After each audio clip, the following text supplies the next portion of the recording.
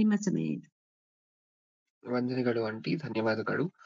ಕಣ್ಮುಚ್ಚಿ ಪ್ರಿಯರೇ, ಚಿಕ್ಕದಾಗಿ ಒಂದು ಪ್ರಾರ್ಥನೆ ಮಾಡಿ ಶುರು ಮಾಡಿ. ಪ್ರೀತಿಯುಳ್ಳ ಪರಲೋಕದಲ್ಲಿರುವ ನಮ್ಮ ತಂದೆ, ಒಂದು ಮಹೋನ್ನತವಾಗಿರುವಂತಹ ದಿನವನ್ನು ಕೊಟ್ಟಿಗಾಗಿ ನಿಮಗೆ ಸ್ತೋತ್ರ ತಂದೆ. ನೀವು ಕೊಟ್ಟಿರುವಂತಹ ಈ ಅತ್ಯಮೂಲ್ಯವಾಗಿರುವಂತಹ ಅವಕಾಶದಲ್ಲಿ ನಿಮ್ಮ ಬಗ್ಗೆ, ನೀವು ನಮಗೋಸ್ಕರ ಬರೆಸಿಕೊಟ್ಟಿರುವಂತಹ ಈ ಗ್ರಂಥದಲ್ಲಿರುವಂತಹ ನಿಧಿ ನಿಕ್ಷೇಪಗಳ ಬಗ್ಗೆ ಆಲೋಚನೆ ಮಾಡ್ಲಿಕ್ಕೆ ಹೊರಟಿದೀವಿ ತಂದೆ. ಆಲೋಚನೆ ಮಾಡ್ಬೇಕಾದ್ರೆ ಹೇಳ್ತಿರುವಂತಹ ನನಗೆ ಪರಿಶುದ್ಧಾತ್ಮರ ಸಹಾಯವನ್ನು, ಹಾಗೆ ಕೇಳ್ತಿರುವಂತಹ ನಿಮ್ಮ ಮಕ್ಕಳಿಗೆ ಅದನ್ನು ಅಂಗೀಕರಿಸ್ಲಿಕ್ಕೆ ಬೇಕಾಗಿರುವಂತಹ ವಿವೇಕವನ್ನು, ಸಾತ್ವಿಕತೆಯನ್ನು ದಯಪಾಲಿಸಿ. ನನ್ನ ಪ್ರಾರ್ಥನೆ ಯೇಸು ಕ್ರಿಸ್ತರ ನಾಮದಲ್ಲಿ ಸಮರ್ಪಿಸಿ ಬೇಡಿಕೊಳ್ಳುತ್ತಿದ್ದೇನೆ, ಪರಲೋಕದಲ್ಲಿರುವ ನಮ್ಮ ತಂದೆಗೆ. ಆಮೆನ್. ಪ್ರಿಯರಾದ ದೇವಜನರೇ, ಇವತ್ತು ನಾವು ಆಲೋಚನೆ ಮಾಡ್ತಿರುವಂತಹ ಅಂಶದ ಹೆಸರು ಉಪ್ಪಿನ ಸಾರಾಂಶ. ಅಂಶದ ಹೆಸರನ್ನ ಇನ್ನೊಂದ್ಸಾರಿ ಹೇಳ್ತಿದ್ದೇನೆ. ಇವತ್ತು ನಾವು ಆಲೋಚನೆ ಮಾಡುತ್ತಿರುವಂತಹ ಅಂಶದ ಹೆಸರು ಉಪ್ಪಿನ ಸಾರಾಂಶ. ಉಪ್ಪಿಗೆ ಹೋಲಿಸಿದಾರಲ್ವಾ ಸತ್ಯವೇದದಲ್ಲಿ ನಮ್ಮನ್ನ, ಅಥವಾ ಉಪ್ಪಿನ ಸಾಮ್ಯ ರೂಪದ ಸಾರಾಂಶ, ಏನ್ ಬೇಕಾದ್ರೂ ಬರ್ಕೊಳ್ಳಿ. ಓಕೆ, ಇಷ್ಟಕ್ಕೂ ದೇವರು ನಮ್ಮನ್ನ ಉಪ್ಪಿಗೆ ಹೋಲಿಸಿರುವಂತಹದ್ದು ನೀವು ಸತ್ಯವೇದದಲ್ಲಿ ನೋಡ್ತೀರಾ ಅಲ್ವಾ? ಮತ್ತಾಯನು ಬರೆದ ಸುವಾರ್ತೆ 5ನೇ ಅಧ್ಯಾಯ, ಮತ್ತಾಯನು ಬರೆದ ಸುವಾರ್ತೆ 5ನೇ ಅಧ್ಯಾಯ 13ನೇ ವಚನ. 5:13.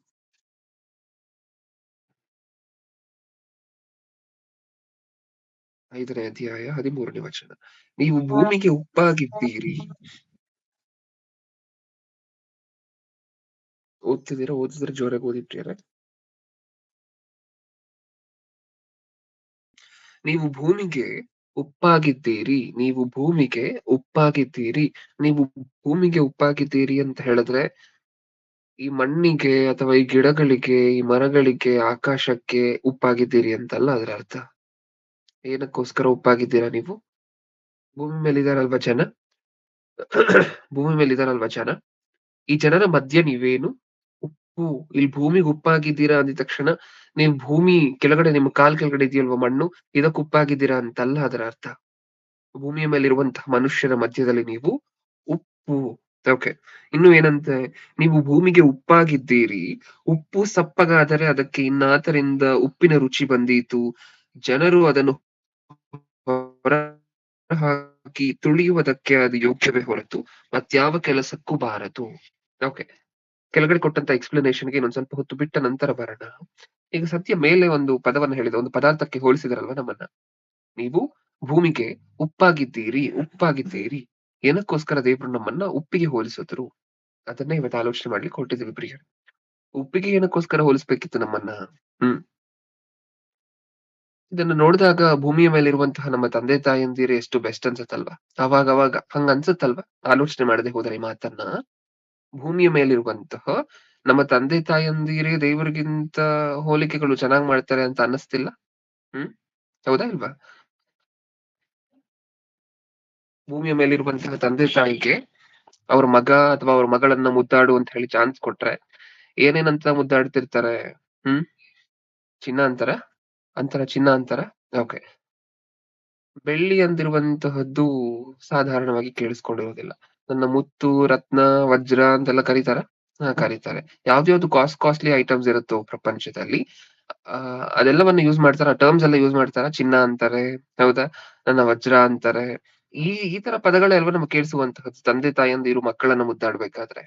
ಹೌದು, ಅಂದ್ರೆ ತಂದೆ ತಾಯಂದಿರು ಮಕ್ಕಳನ್ನ ಮುದ್ದಾಡ್ತಿರ್ಬೇಕಾದ್ರೆ ತಂದೆ ತಾಯಂದಿರು ಮಕ್ಕಳನ್ನ ಹೋಲಿಸುವಂತಹದೆಲ್ಲ ಕಾಸ್ಟ್ಲಿ ಆಗಿರುವಂತ ಐಟಮ್ಸ್ಗೆ, ಕಮ್ಮಿ ಆಗಿರುವಂತ ಐಟಮ್ಸ್ಗೆ.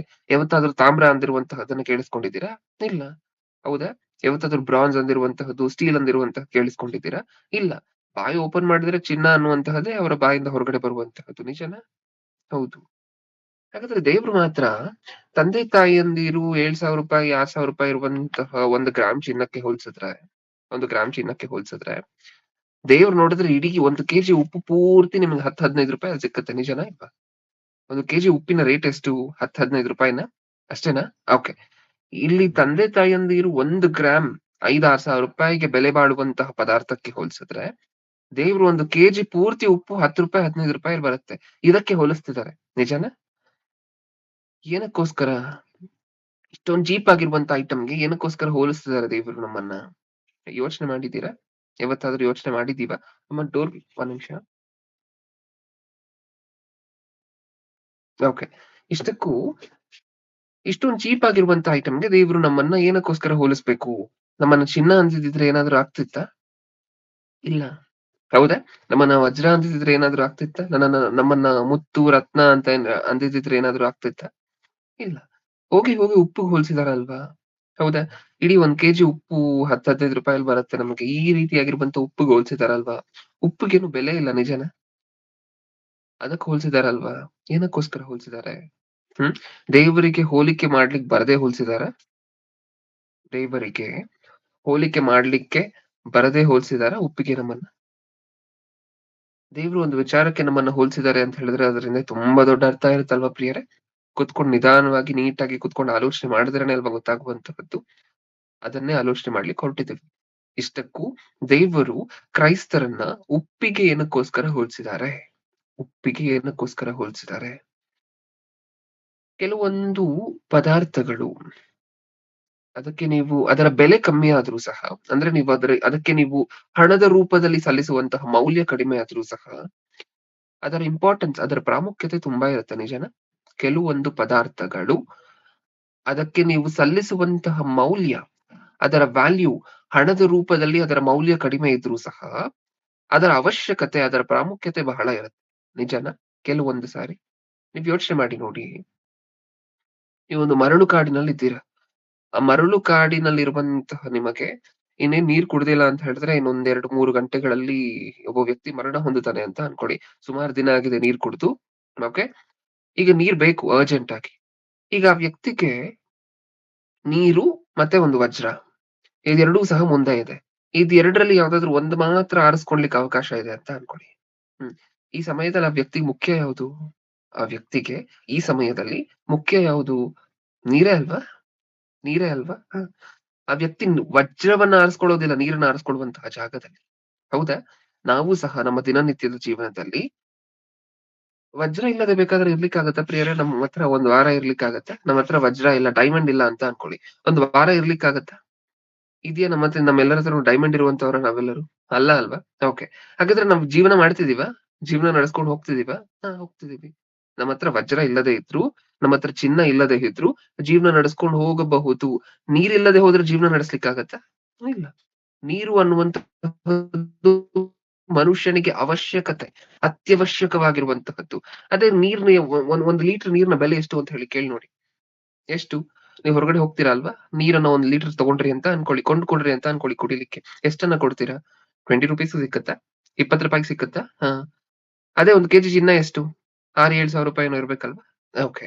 ಹಾಗಿದ್ರೆ 1 ಕೆಜಿ ಚಿನ್ನ 6, 7 ಸಾವಿರ ಇದೆ. 1 ಲೀಟರ್ ನೀರು ಬರೀ ₹20 ಮಾತ್ರ. ಆದ್ರೆ ಇಲ್ಲಿ ಚಿನ್ನಕ್ಕಿಂತ ನೀರು ಅವಶ್ಯಕವಾಗಿರುವಂತಹದ್ದು ಅಂತ ನಮಗ್ ಅನ್ನಿಸ್ತಿಲ್ವಾ? ಅದೇ ತರ ಪ್ರತಿಯೊಂದಕ್ಕೂ ಹಣದಲ್ಲಿ ಬೆಲೆ ಕಟ್ಲಿಕ್ಕೆ ಆಗೋದಿಲ್ಲ ಅಲ್ವಾ? ನೀರಿಗೆ ಹೇಗೆ ಹಣದಲ್ಲಿ ಬೆಲೆ ಕಟ್ಲಿಕ್ಕೆ ಆಗೋದಿಲ್ವೋ, ನೀರು ಅತಿ ಪ್ರಾಮುಖ್ಯವಾಗಿರುವಂತಹದ್ದು. ನೀರು ಚಿನ್ನಕ್ಕಿಂತನೂ ಮುಖ್ಯ. ನೀರು ವಜ್ರಕ್ಕಿಂತನೂ ಮುಖ್ಯ. ಹೌದಾ? ಆದ್ರೆ ಚಿನ್ನಕ್ಕಿಂತ ವಜ್ರಕ್ಕಿಂತ ಕಡಿಮೆ ಬೆಲೆಯಲ್ಲಿ ನೀರ್ ಸಿಕ್ಕುತ್ತೆ. ಆದ್ರೆ ನೀರ್ ಮುಖ್ಯ ಅಲ್ಲ ಅಂತ ಹೇಳ್ಲಿಕ್ಕಾಗತ್ತಾ? ಇಲ್ಲ. ಅದೇ ರೀತಿ ಇಲ್ಲಿ ದೇವ್ರು ನಮ್ಮನ್ನ ಉಪ್ಪಿಗೆ ಹೋಲಿಸಿದ್ದಾರೆ ಅಂತ ಹೇಳಿದ್ರೆ, ಇದರ ಬೆಲೆ ತುಂಬಾ ಕಡಿಮೆ ಇರ್ಬೋದು. ಹಣದ ರೂಪದಲ್ಲಿ ಇದನ್ನ ಕನ್ವರ್ಟ್ ಮಾಡಿ ನೋಡಿದಾಗ ಇದರ ಬೆಲೆ ತುಂಬಾ ಕಡಿಮೆ ಇರ್ಬೋದು. ಆದ್ರೆ ಅದರ ಅವಶ್ಯಕತೆ ಎಷ್ಟಿದೆ ಗೊತ್ತಾ ನಮ್ಮ ಜೀವನದಲ್ಲಿ? ಒಂದೊಂದಾಗಿ ಆಲೋಚನೆ ಮಾಡಿ ನೋಡೋಣ. ದೇವರು ನಮ್ಮನ್ನ ಉಪ್ಪಿಗೆ ಏನಕ್ಕೋಸ್ಕರ ಹೋಲಿಸಿದ್ದಾರೆ? ಸಕ್ಕರೆಗೆ ಹೋಲಿಸ್ಬೋದಿತ್ತಲ್ವಾ ಪ್ರಿಯರೇ? ಹೌದಾ ಇಲ್ವಾ? ಸಕ್ಕರೆಗೆ ಹೋಲಿಸ್ಬೋದಿತ್ತಾ? ಸಕ್ಕರೆ ತಿನ್ಲಿಕ್ಕೆ ರುಚಿಯಾಗಿ ಎಲ್ಲರಿಗೂ ಸಹ ಇಷ್ಟವಾಗಿರುವಂತಹ ಪದಾರ್ಥ, ಸಕ್ಕರೆಯನ್ನ ಯಾರು ಬೇಡ ಅಂತ ಹೇಳದೇ ಇರುವಂತಹ ಪದಾರ್ಥ. ಇದಲ್ವಾ ಸಕ್ಕರೆಗಿರುವಂತ ಗುಣ. ಅಟ್‌ಲೀಸ್ಟ್ ಉಪ್ಪಿನ ಜಾಗದಲ್ಲಿ ಸಕ್ಕರೆಗೆ ಹೋಲಿಸಿದ್ರೆ ಏನಾಗ್ತಿತ್ತು? ಹ್ಮ್. ಸ್ವೀಟ್ ನೀವು ನಿಮ್ಮ ಮಕ್ಕಳನ್ನ ಸಕ್ಕರೆಗೆ ಅಲ್ವಾ ಹೋಲಿಸುವಂತಹದ್ದು. ನಿಜನಾ? ಸ್ವೀಟಿ ಅಂತ ಹೇಳಿ ಹೆಸರಿಟ್ಟಿರ್ತಾರೆ ತುಂಬಾ ಜನ ಮಕ್ಕಳಿಗೆ. ಹ್ಮ್. ಸ್ವೀಟಿ ಅಂದ್ರೆ ಏನು? ಸಿಹಿ ಅಂತಾನೆ ಅಲ್ವಾ? ಹ. ಹಾಗಾದ್ರೆ ನೀವ್ ನೋಡಿದ್ರೆ ನಿಮ್ಮ ಮಕ್ಕಳಿಗೆ ಸಿಹಿ ಪದಾರ್ಥ ಅಂತ ಹೇಳಿ ಹೆಸರಿಡ್ತಿದ್ರೆ, ಸಿಹಿ ಅನ್ನುವಂತ ಹೆಸರಿಡ್ತಿದ್ರೆ, ಹ್ಮ್. ತುಂಬಾ ಜನ ಚಿನ್ನ, ಸೋನು ಅಂತಾನೂ ಹೆಸರಿಟ್ಟಿರ್ತಾರೆ ಮಕ್ಕಳಿಗೆ. ಸೋನು ಅಂದ್ರೆ ಚಿನ್ನ ಅಂತ ಹೇಳಿ. ಓಕೆ. ಅಂದ್ರೆ ಚಿನ್ನ ಅಂತ ಹೇಳಿ, ಸಿಹಿ ಅಂತ ಹೇಳಿ ಹೆಸರಿಡ್ತಿರುವಂತಹ ನೀವು ಒಂದ್ ಕಡೆ, ದೇವ್ರು ಇನ್ನೊಂದ್ ಕಡೆ ನೋಡಿದ್ರೆ, ನೀವು ಉಪ್ಪು ಅಂತ ಹೇಳಿ ದೇವ್ರು ಇನ್ನೊಂದ್ ಕಡೆ. ಯಾಕೋ ನಮ್ಮ ಹೋಲಿಕೆ, ದೇವರ ಹೋಲಿಕೆ ಹೊಂದಾಣಿಕೆ ಆಗ್ತಿಲ್ಲ ಅಲ್ವಾ? ನೋಡೋಣ ದೇವರು ಏನಕ್ಕೋಸ್ಕರ ಉಪ್ಪಿಗೆ ನಮ್ಮನ್ನ ಹೋಲಿಸಿದ್ದಾರೆ? ಏನಕ್ಕೋಸ್ಕರ?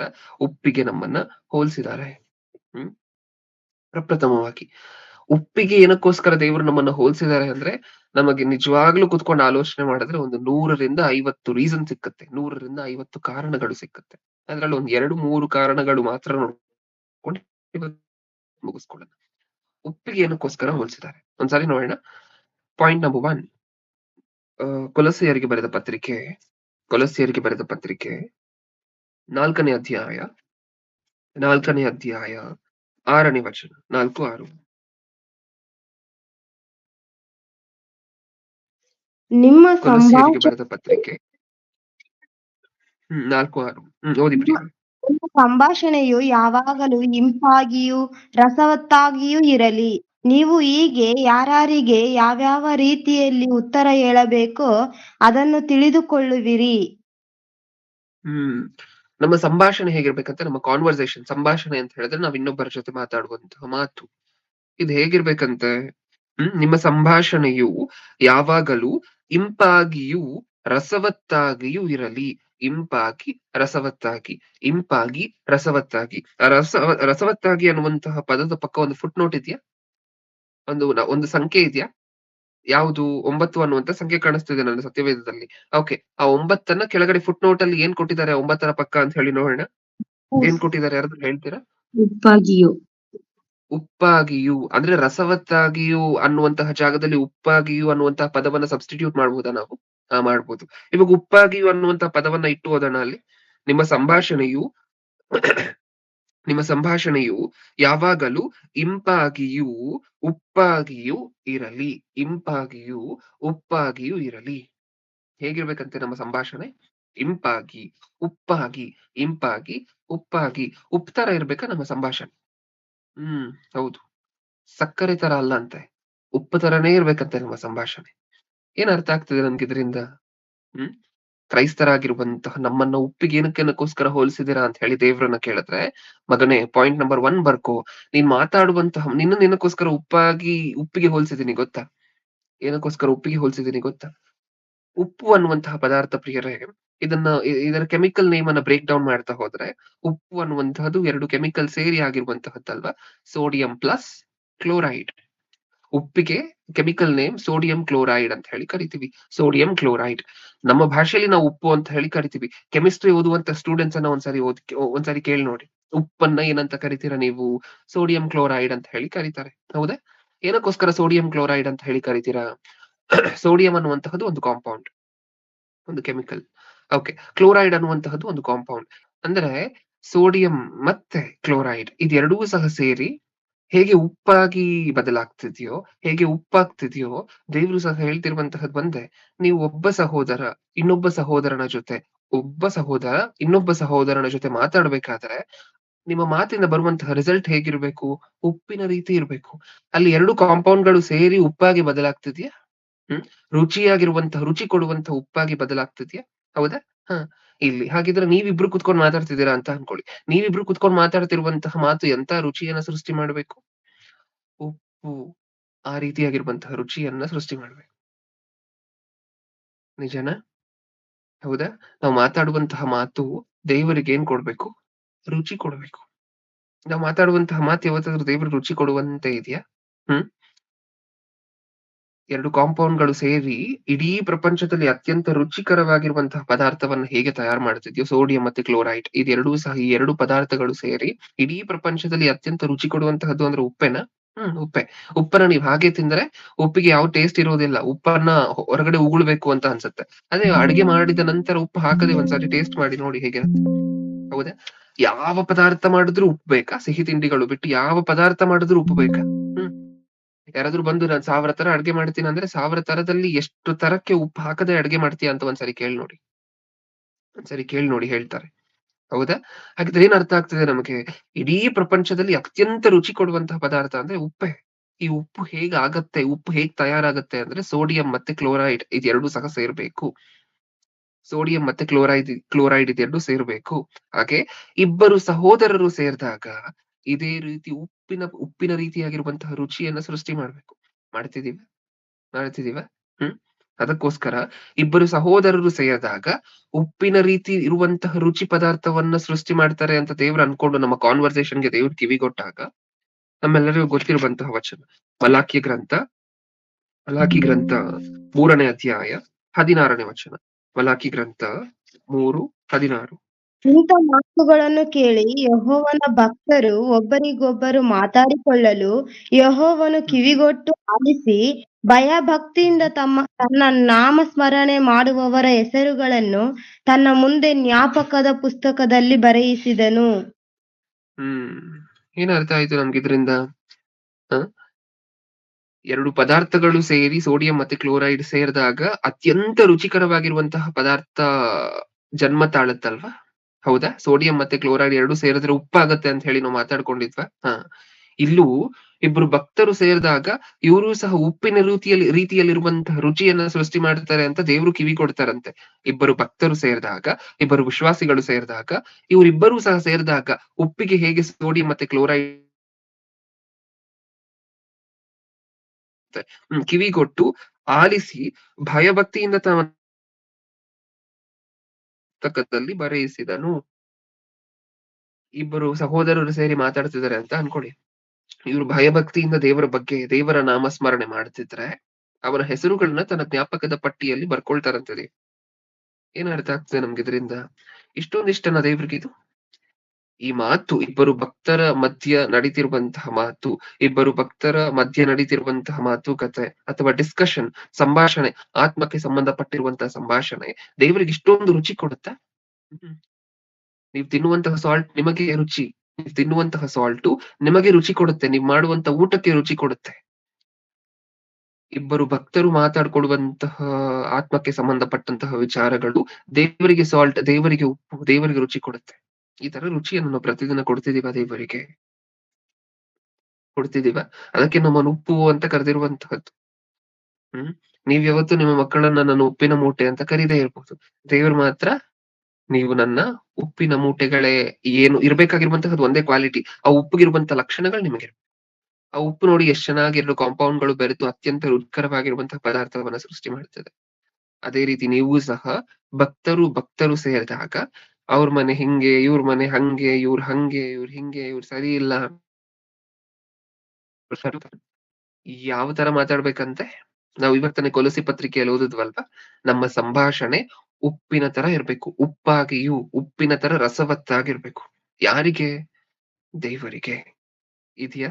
ಇನ್ ಮುಂದೆ ನಾವ್ ಎನ್ಶೋರ್ ಮಾಡ್ಬೇಕಾಗಿರುವಂತ ಕೆಲಸ ಎಷ್ಟೇ, ಇಬ್ಬರು ಭಕ್ತರು ಸೇರಿದಾಗ ನಾವ್ ಮಾತಾಡ್ಕೊಳ್ತಿದೀವಿ ದೇವರ ಬಗ್ಗೆ ಅಂತ ಹೇಳಿ. ಅಥವಾ ಈ ಪ್ರಸಂಗ ಆದ ನಂತರ ನೀವು ಒಬ್ಬರು ಇನ್ನೊಬ್ರು ಕಾಲ್ ಮಾಡ್ತೀರಾ ಅಂತ ಅನ್ಕೊಳ್ಳಿ. ಏನಂತ ಕಾಲ್ ಮಾಡ್ತೀವಿ?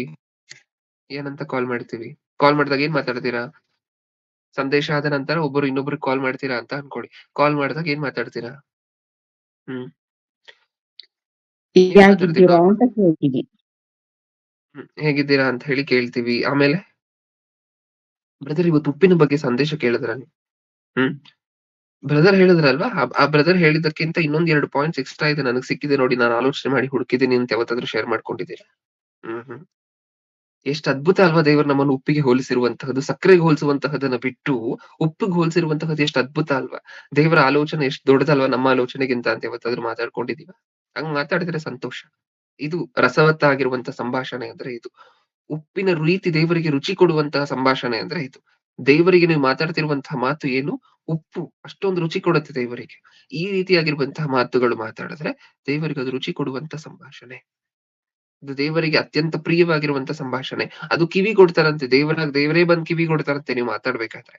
ಓಕೆ, ದೇವ್ರ ಕಿವಿ ಕೊಟ್ಟಿದ ತಕ್ಷಣ ನಾವು ಅವ್ರ ಬಗ್ಗೆ ಇವ್ರ ಬಗ್ಗೆ ಮಾತಾಡಿದ್ವಿ ಅಂತ ಅನ್ಕೊಳ್ಳಿ, ಅಥವಾ ತಪ್ಪಾಗಿ ಏನೋ ಕೆಲ್ಸಕ್ಕೆ ಬಾರದೇ ಇರುವಂತಹ ಮಾತುಗಳು, ಅಷ್ಟಾಗಿ ದೇವರಿಗೆ ರುಚಿ ಕೊಡದೇ ಇರುವಂತಹ ಮಾತುಗಳನ್ನ ಮಾತಾಡ್ಕೊಂಡ್ವಿ ಅಂತ ಅನ್ಕೊಳ್ಳಿ, ಪ್ರಯೋಜನ ಇಲ್ಲ ಅಲ್ವಾ? ದೇವರು ನಮ್ಮನ್ನ ಉಪ್ಪಿಗೆ ಹೋಲಿಸಿರುವಂತಹ ಹೋಲ್ ಪಾಯಿಂಟ್ ವೇಸ್ಟ್ ಆಗೋಗುತ್ತಲ್ವಾ?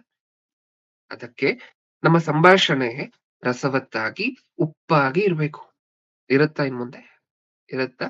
ಇದು ಅತ್ಯಂತ ರುಚಿ ಕೊಡುವಂತಹ ವಿಚಾರ ದೇವರಿಗೆ, ಇಬ್ಬರು ಭಕ್ತರು ಸೇರಿ ಮಾತಾಡ್ಕೊಂಡಾಗ.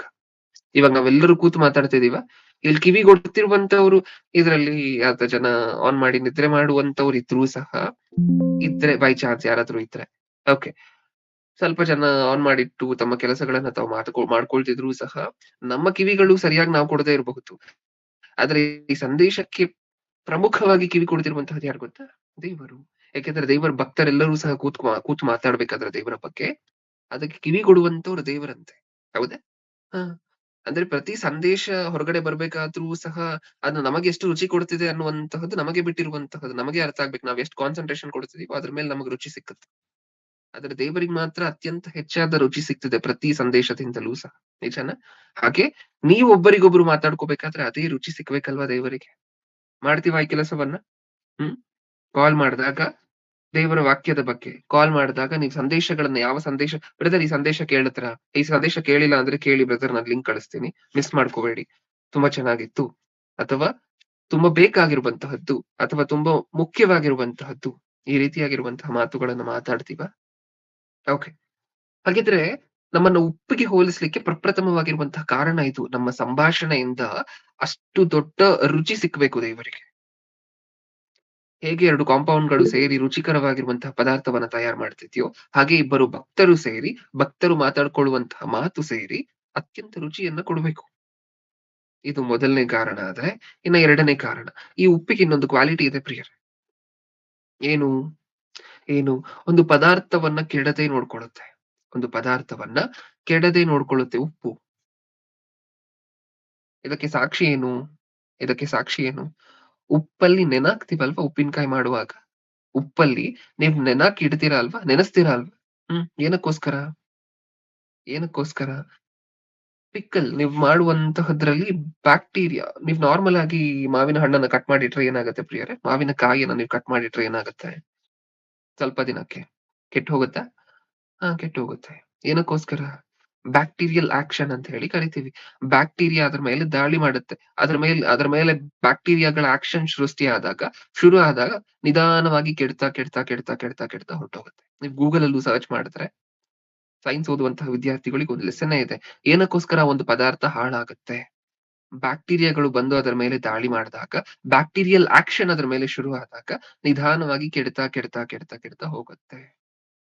ಹಾಗಾದ್ರೆ ಉಪ್ಪನ್ನ ಹಾಕಿ ನೆನಕಿಡ್ರಿ ಅಂತ ಅನ್ಕೊಳ್ಳಿ. ಏನ್ ಮಾಡುತ್ತೆ? ಏನಾಗತ್ತೆ? ಕೆಡೋದಿಲ್ಲ. ಕೆಡೋದೇ ಇಲ್ಲ. ಎಷ್ಟು ತಿಂಗಳುಗಳು ಬೇಕಾದ್ರೂ ಫ್ರಿಡ್ಜ್ ಇಲ್ಲದೆ ಇದ್ರೂ ನೀವು ಸ್ಟೋರ್ ಮಾಡಿ ಇಡಬಹುದು. ಹೌದಾ? ಅದ್ ಹೇಗೆ? ಫ್ರಿಡ್ಜ್ ಇಲ್ಲದೆ ಇದ್ರೂ ಸ್ಟೋರ್ ಮಾಡಿ ಇಡ್ಬೋದಾ? ಹ್ಮ್. ಏನಕ್ಕೋಸ್ಕರ ಕೆಡೋದಿಲ್ಲ? ಈ ಸಾಲ್ಟ್ ಅನ್ನುವಂತಹದ್ದು, ಈ ಉಪ್ಪು ಅನ್ನುವಂತಹದ್ದು ಅಲ್ಲಿ ನಡೆಯುವಂತಹ ಬ್ಯಾಕ್ಟೀರಿಯಲ್ ಆಕ್ಷನ್‌ಗಳನ್ನ ಸ್ಟಾಪ್ ಮಾಡುತ್ತಂತೆ. ಹೌದಾ? ಹ್ಮ್. ಅಂದ್ರೆ ಒಂದು ಚೆನ್ನಾಗಿರುವಂತಹ ಪದಾರ್ಥವನ್ನ ಚೆನ್ನಾಗೇ ಇಡತ್ತೆ. ಕೆಡದೇ ಇಡತ್ತೆ. ಒಂದು ಒಳ್ಳೆ ಪದಾರ್ಥವನ್ನ ನೀವಿಟ್ಟಾಗ, ಆ ಒಳ್ಳೆ ಪದಾರ್ಥ ಒಂದು ಕಾಲ ಆದ ನಂತರ ಕೆಟ್ಟು ಹೋಗುತ್ತೆ. ಆದರೆ ಆದರೆ ನೀವು ಉಪ್ಪು ಹಾಕಿ ಯಾವುದೇ ಒಂದು ಪದಾರ್ಥವನ್ನ ಮಿಶ್ರಿತ ಮಾಡಿಟ್ಟಾಗ, ಆ ಪದಾರ್ಥ ದೀರ್ಘಕಾಲವಾಗಿ ಕೆಡದೇ ಇರತ್ತೆ. ಹೌದಾ? ಹ್ಮ್. ದೀಕ್ಷಿತ್ ಒಂದ್ ಲಿಂಕ್ ಕಳಿಸ್ತಿದೀನಿ ನೋಡ್ಪಾ ಅದನ್ನ ಸ್ಕ್ರೀನ್ ಮೇಲೆ ಡಿಸ್‌ಪ್ಲೇ ಮಾಡು.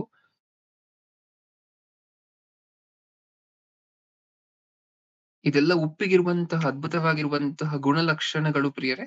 ನಾವ್ ಇದನ್ನೆಲ್ಲ ಏನಕ್ಕೋಸ್ಕರ ನೋಡ್ತಿದೀವಂದ್ರೆ, ದೇವರು ಇನ್ನೆಷ್ಟು ದೊಡ್ಡ ಮೇಧಾವಿ ಆಗಿರಬಹುದು. ನಮ್ಮನ್ನ ಸಕ್ಕರೆಗೆ ಹೋಲಿಸದೆ, ನಮ್ಮನ್ನ ಉಪ್ಪಿಗೆ ಹೋಲಿಸಿ ಹೌದಾ? ಹ್ಮ್. ಉಪ್ಪಿಗೆ ಏನಕ್ಕೋಸ್ಕರ ಹೋಲಿಸಿದ್ದಾರೆ? ಪ್ರಪ್ರಥಮವಾಗಿರುವಂತಹ ರೀಸನ್ ಅನ್ನ ನೋಡಿದ್ವಲ್ವಾ? ಉಪ್ಪು ಹಾಕೋದ್ರಿಂದ ಅಂದ್ರೆ ಉಪ್ಪು 2 ಪದಾರ್ಥಗಳು ಸೇರಿ ಉಪ್ಪು ಹೇಗೆ ರೆಡಿ ಆಗತ್ತೋ, ಅದೇ ರೀತಿ ಇಬ್ಬರು ಭಕ್ತರು ಸೇರಿ ಉಪ್ಪಿಗಿಂತ ಇನ್ನೂ ರುಚಿಕರವಾಗಿರುವಂತಹ ಪದಾರ್ಥವನ್ನ ಮಾಡಬಹುದು. ಅದು ಪ್ರಪ್ರಥಮವಾಗಿರುವಂತಹ ರೀಸನ್ ಆದ್ರೆ, 2ನೇದಾಗಿ ಉಪ್ಪನ್ನ ಹಾಕಿದಾಗ ಒಂದು ಪದಾರ್ಥ ಏನಾಗುತ್ತೆ? ಕೆಡದೇ ಇರುತ್ತೆ ದೀರ್ಘಕಾಲ. ಹೌದಾ? ಹ್ಮ್. ಆ ಉಪ್ಪನ್ನ ನೀವ್ ಸಕ್ಕರೆಗೆ ಬೇಕಾದ್ರೆ ಉಪ್ಪನ್ನ ಮಿಕ್ಸ್ ಮಾಡಿಡಿ ಒಂದ್ಸಾರಿ ನೋಡಿ. ಅದಾದ ನಂತರ ಏನಾಗುತ್ತೆ ಅಂತ. ಸಕ್ಕರೆಗೆ ಬ್ರದರ್ ಲಿಂಕ್ ನಾರ್ಮಲ್ ಆಗಿ ಬಂದಿಲ್ಲ. ಇರುವೆಗಳು ಬೀಳುವಂತಹ ನೀವು ನೋಡಿದೀರಾ? ಹ. ಬ್ರದರ್ ಲಿಂಕ್ ಅದೇ ಬಂದಿಲ್ಲ. ಜಾಗದಲ್ಲಿ ಲಿಂಕ್ ಆ, ಬಂದಿಲ್ಲ ಬ್ರದರ್. ನಾನ್ ಕಳಿಸ್ತೀನಿ. ಅದೇ ಜಾಗದಲ್ಲಿ ನೀವು ಉಪ್ಪನ್ನ ಮಿಕ್ಸ್ ಮಾಡಿಡಿ ಸಕ್ಕರೆಗೆ. ಏನಾಗತ್ತೆ ಅಂತ ಹೇಳಿ ಒಂದ್ಸಾರಿ ನೋಡಿ. ಇರುವೆ ಬರುತ್ತಾ ಅಂತ ಹೇಳಿ ಒಂದ್ಸಾರಿ ನೋಡಿ. ಹೌದಾ? ಹ್ಮ್. ಇದರಿಂದ ನಮ್ಗೆ ಅರ್ಥ ಆಗುವಂತಹ ವಿಚಾರ ಒಂದೇ.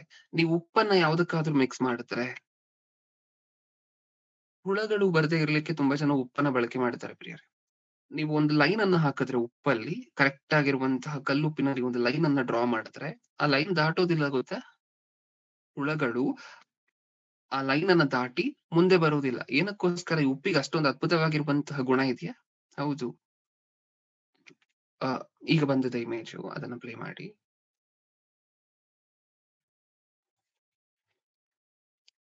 ಇದು ಉಪ್ಪಿಗಿರುವಂತಹ ಅದ್ಭುತವಾಗಿರುವಂತಹ ಗುಣಲಕ್ಷಣ ಅಂದ್ರೆ ಇದು. ನೀವೊಂದು ಲೈನ್ ಅನ್ನ ಹಾಕಿದ್ರೆ, ನೀವೊಂದು ಆ ಒಂದು ಒಂದು ಗೀಟನ್ನ ನೀವು ಉಪ್ಪಿನ ಮೂಲಕ ಹಾಕಿದ್ರೆ, ಯಾವ ಹುಳುವು ಸಹ, ಹುಳುಗಳಲ್ಲಿ ಬಹಳಷ್ಟು ಹುಳುಗಳು ಆ ಲೈನ್ ಅನ್ನ ದಾಟಿ ಮುಂದೆ ಬರೋದಿಲ್ಲ ಗೊತ್ತಾ? ಅಷ್ಟೊಂದು ಅದ್ಭುತವಾಗಿರುವಂತ ಗುಣ ಇದೆಯಾ? ಅದೇ ಸಕ್ಕರೆಯಲ್ಲಿ ಒಂದು ಲೈನ್ ಅನ್ನು ಡ್ರಾ ಮಾಡಿ. ಸಕ್ಕರೆಯನ್ನ ಯೂಸ್ ಮಾಡಿ ಒಂದು ಲೈನ್ ಅನ್ನ ಹಾಕಿ. ಮುಂದೆ ಬರುತ್ತಾ? ಯಾಕ್ ಬರೋದಿಲ್ಲ? ಎಲ್ಲಾ ಹುಳುಗಳು ಅಲ್ಲೇ ಇರುತ್ತೆ. ಇರುವೆಯಿಂದ ಹಿಡಿದು ಯಾವ್ಯಾವ ಹುಳುಗಳಿಗೆ ಸಕ್ಕರೆ ಪ್ರಿಯವಾಗಿರುತ್ತೋ ಅಷ್ಟು ಹುಳುಗಳು ಸಹ ಅಲ್ಲೇ ಇರುತ್ತೆ. ಆ ಕೆಳಗಡೆ ಇರುವಂತಹ ಹೈಲೈಟ್ ಮಾಡಿರುವಂತಹ ಟೆಕ್ಸ್ಟ್ ಅನ್ನ ಮಾತ್ರ ಏನ್ ಅರ್ಥ ಆಗ್ತಿದೆ ನಮ್ಗೆ ಇದರಿಂದ? ಇದೆಲ್ಲವೂ ಸಹ ನಿಮ್ಮ ಶಾಲೆ ಮಕ್ಕಳ ಟೆಕ್ಸ್ಟ್ ಬುಕ್ ಗಳಲ್ಲಿ ಇರುವಂತಹ ಪಾಠಗಳು ಪ್ರಿಯರೇ. ಉಪ್ಪಿನ ಕ್ವಾಲಿಟಿ ಅಲ್ಲಿ ಲಿಸ್ಟ್ ಮಾಡಿದ್ದಾರೆ. ಸೋಡಿಯಂ ಕ್ಲೋರೈಡ್ ನ ಕ್ವಾಲಿಟಿ ಏನಂತೆ? Pickles contain various bacteria. ಉಪ್ಪಿನಕಾಯಿಯಲ್ಲಿ ಬೇರೆ ಬೇರೆ ರೀತಿಯಾಗಿರುವಂತಹ ಬ್ಯಾಕ್ಟೀರಿಯಾ ಇರುತ್ತೆ.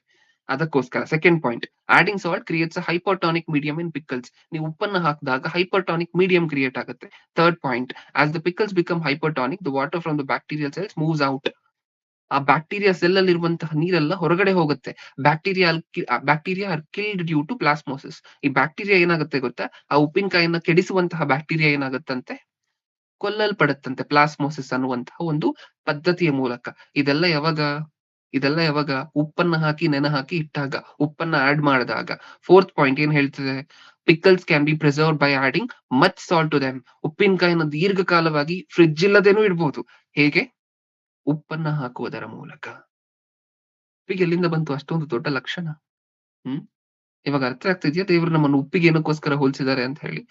ಒಂದು ಪದಾರ್ಥವನ್ನು ಕೆಡದೆ ಇಡುತ್ತೆ ಉಪ್ಪು. ತುಂಬಾ ಪದಾರ್ಥಗಳಿಗೆ ಸಾಕುಪ್ಪ ದೀಕ್ಷೆ ತೆಗೆದ್ಬಿಡು. ಓಕೆ. ತುಂಬಾ ಪದಾರ್ಥಗಳಿಗೆ ಗುಣಲಕ್ಷಣ ಇಲ್ಲ. ಯಾವ ಪದಾರ್ಥಕ್ಕೂ ಈ ಉಪ್ಪಿಗಿರುವಂತ ಇಷ್ಟು ದೊಡ್ಡ ಗುಣಲಕ್ಷಣ ಇಲ್ಲ. ಒಂದು ಪದಾರ್ಥವನ್ನ ಕೆಡದೆ ಇಡುವಂತಹದ್ದು, ಹುಳುವನ್ನ ಹತ್ರ ಬರದೆ ನೋಡ್ಕೊಳ್ಳುವಂತಹದ್ದು. ತುಂಬಾ ಜನ ಪೆಸ್ಟಿಸೈಡ್ಸ್ ಅದೆಲ್ಲ ಬಳಕೆ ಮಾಡ್ತೀರಾ ಅಲ್ವಾ? ಔಷಧಿಗಳು, ಹುಳ ಬರದೆ ಇರ್ಲಿಕ್ಕೆ ಔಷಧಿಗಳೆಲ್ಲ ಬಳಕೆ ಮಾಡ್ತೀರಾ ಅಲ್ವಾ? ಉಪ್ಪು ತಡೆಯತ್ತೆ ಗೊತ್ತಾ? ಬಹಳಷ್ಟು ಹುಳುಗಳು ಹತ್ರ ಬರದಂಗೆ, ಬಹಳಷ್ಟು ಇರುವೆ ಹತ್ರ ಬರೋದೇ ಇಲ್ಲ ನೀವು ಉಪ್ಪನ್ನ ಹಾಕಿದಾಗ. ಏನಕ್ಕೋಸ್ಕರ ಉಪ್ಪಿಗೆ ಏನಕ್ಕೋಸ್ಕರ ದೇವ್ರು ನಮ್ಮನ್ನ ಉಪ್ಪಿಗೆ ಹೋಲಿಸಿದ್ದಾರೆ ಅಂತ ಹೇಳಿ ನಮ್ಗೆ ಐಡಿಯಾ ಬರ್ತಿದ್ಯಾ? ಹ್ಮ್. ಒಂದು ಪದಾರ್ಥವನ್ನ ಕೆಡದೆ ಇಡುತ್ತೆ. ಒಂದು ಪದಾರ್ಥವನ್ನ ಕೆಡದೆ ಇಡುತ್ತೆ. ಒಂದು ಸಮಾಜವನ್ನ ಕೆಡದೆ ಇರುವಂತಹ ಬಾಧ್ಯತೆ ನಿಮ್ಮದೇ ಅಲ್ವಾ? ಇದನ್ನ ನೋಡಿದಾಗ, ಒಂದು ಪದಾರ್ಥವನ್ನ ಕೆಡದೆ ಇಡುತ್ತೆ ಉಪ್ಪು ಅಂದಾಗ, ಒಂದು ಸಮಾಜ ಕೆಡದೆ ಇರ್ಲಿಕ್ಕೆ ನಿಮಗ್ ಶಕ್ತಿ ಇದೆಯಾ? ಒಂದು ಸಮಾಜ ಕೆಡದೆ ಇರುವಂತೆ ನೋಡ್ಕೊಳ್ಲಿಕ್ಕೆ? ಅಥವಾ ಸಮಾಜವನ್ನ ಬಿಟ್ಬಿಡಿ. ಕೆಟ್ಟೋಗಿದೆ ಬ್ರದರ್ ಈಗಾಗ್ಲೇ ಸಮಾಜ. ಅವ್ರನ್ನ ಕೆಡದೆ ಇರುವಂತಹದ್ದು ಹೇಗೆ ಅನ್ನುವಂತಹದ್ದು ತುಂಬಾ ಜನರ ಮನಸ್ಸಲ್ಲಿ ಬರ್ತಿರುವಂತಹ ಥಾಟ್. ಓಕೆ. ಈಗ ಸಮಾಜವನ್ನ ಬಿಟ್ಬಿಡಿ. ಕೆಡದೆ ಇರುವಂತವ್ರು ಎಷ್ಟ್ ಜನ ಇದ್ದಾರೆ ಗೊತ್ತಾ ಪ್ರಪಂಚದಲ್ಲಿ? ಸಮಾಜ ಕೆಟ್ಟೋಗಿದೆ ಬ್ರದರ್. ಒಬ್ರು ಸಹ ನೀತಿವಂತರು ಇರೋದಿಲ್ಲ. ಒಬ್ಬರೂ ಸಹ ಪರಿಶುದ್ಧರಿಲ್ಲ. ನಾವು ಯಾರಾದ್ರೂ ಚೆನ್ನಾಗಿರುವಂತವ್ರಿದ್ರೆ ಅವರನ್ನ ಹಾಗೆ ಕೆಡದೆ ಇಡುವಂತೆ ನಾವು ನೋಡ್ಕೊಳ್ಲಿಕ್ಕಾಗತ್ತೆ ನಮ್ಮ ಕೈಯಲ್ಲಿ. ಆದ್ರೆ ಪ್ರಪಂಚ ಪೂರ್ತಿ ಕೆಟ್ಟೋಗಿದೆಯಲ್ವಾ? ಸಮಾಜ ಪೂರ್ತಿ ಈಗಾಗ್ಲೇ ಕೆಟ್ಟೋಗಿದೆಯಲ್ವಾ? ಅವ್ರನ್ನ ನಾವ್ ಹೇಗ್ ಕಾಪಾಡುವಂತಹದ್ದು ಅಂತ ನೀವು ಪ್ರಶ್ನೆ ಕೇಳಿದ್ರೆ, ಪ್ರಪಂಚದಲ್ಲಿ ಎಷ್ಟು ಜನ ಇದ್ದಾರೆ ಗೊತ್ತಾ? ಹ್ಮ್. ಎಷ್ಟು ಜನ ಕೆಡದೆ ಇರುವಂತವ್ರು ಇನ್ನೂ ಇದ್ದಾರೆ ಗೊತ್ತಾ? ಎಷ್ಟ್ ಜನ ಇದ್ದಾರೆ? ಎಷ್ಟ್ ಜನ ಇರ್ಬೋದು ಕೆಡದೆ ಇರುವಂತವ್ರು ಪ್ರಪಂಚದಲ್ಲಿ ಇನ್ನೂ? ಹ್ಮ್. ಪಾಪಗಳನ್ನ ಮಾಡಿ, ತಪ್ಪುಗಳನ್ನ ಮಾಡಿ ಕೆಡದೆ ಇರುವಂತವ್ರು ಪ್ರಪಂಚದಲ್ಲಿ ಇನ್ನೂ ಎಷ್ಟ್ ಜನ ಇರಬಹುದು ಹೇಳಿ? ಹ್ಮ್. 1 ಕೋಟಿನ? 2 ಕೋಟಿನ? 3 ಕೋಟಿನ? 100 ಕೋಟಿನ? ಎಷ್ಟು ಕೋಟಿ ಜನ ಇದ್ದಾರೆ ಪ್ರಪಂಚದಲ್ಲಿ ಕೆಡದೆ ಇರುವಂತವರು? ಹ್ಮ್. ಯಾರ್ ಬ್ರದರ್? ಎಲ್ರೂ ಕೆಟ್ಟೋಗಿದಾರಲ್ವಾ? ಎಲ್ರೂ ಪಾಪ ಮಾಡಿದಾರಲ್ವಾ? ಎಲ್ರೂ ಪಾಪಕ್ಕೆ ಅಧೀನರಾಗಿದಾರಲ್ವಾ? ಯಾರಿದ್ದಾರೆ ಕೆಡದೆ ಇರುವಂತವ್ರು ಪ್ರಪಂಚದಲ್ಲಿ? ನಿಮಗೆ ಹುಟ್ಟುವಂತಹ ಮಕ್ಕಳು. ಹೌದಾ? ಅವ್ರು 1.5, 2 ವರ್ಷದವರೆಗೂ ಯಾರು? ನಿಮಗೆ ಹುಟ್ಟುವಂತಹ ಮಕ್ಕಳು 1.5, 2 ವರ್ಷದವರೆಗೂ ಯಾರು? ಕೆಡದೆ ಪರಿಶುದ್ಧರೇನಾ? ಇರುವುದು. ಕೆಡದೆ ಇರುವಂತವರೇನಾ? ಹೌದು. ಇತರ ಮಕ್ಕಳು ಪ್ರಪಂಚದಲ್ಲಿ ಎಷ್ಟು ಕೋಟಿ ಜನ ಇದ್ದಾರೆ? ಎಷ್ಟು ಕೋಟಿ ಜನ ಇದ್ದಾರೆ? ಕೋಟ್ಯಾನುಕೋಟಿ ಜನ ಇದಾರ? ಇವರೆಲ್ಲ ಇನ್ನೂ ಕೆಡದೆ ಇರುವಂತವರು. ಆ ಕೆಡದೆ ಇರುವಂತವರನ್ನ ಕೆಡದೆ ಇರುವಂತಹ ರೀತಿನೇ ಕಾಪಾಡ್ಕೊಂಡು ಹೋಗ್ಬೋದಾ? ಹೋಗ್ಬೋದು. ಅದೇ ಅಲ್ವಾ ಉಪ್ಪಿಗಿರುವಂತ ಲಕ್ಷಣ ಅದೇ ಅಲ್ವಾ? ಒಂದ್ ಚೆನ್ನಾಗಿರುವಂತ ಪದಾರ್ಥವನ್ನ ಕೆಡದೆ ನೋಡ್ಕೊಳ್ಳುತ್ತೆ. ಕ್ರೈಸ್ತರಾಗಿರುವಂತಹ ನಾವೇನ್ ಮಾಡಬಹುದು? ಕ್ರೈಸ್ತರಾಗಿರುವಂತಹ ನಾವು ಏನ್ ಮಾಡಬಹುದು? ಚೆನ್ನಾಗಿರುವಂತಹ ಮಕ್ಕಳನ್ನ ದೇವ್ರು ನಿಮ್ ಕೈಯಲ್ಲಿ ಕೊಟ್ಟಿದ್ದಾರೆ.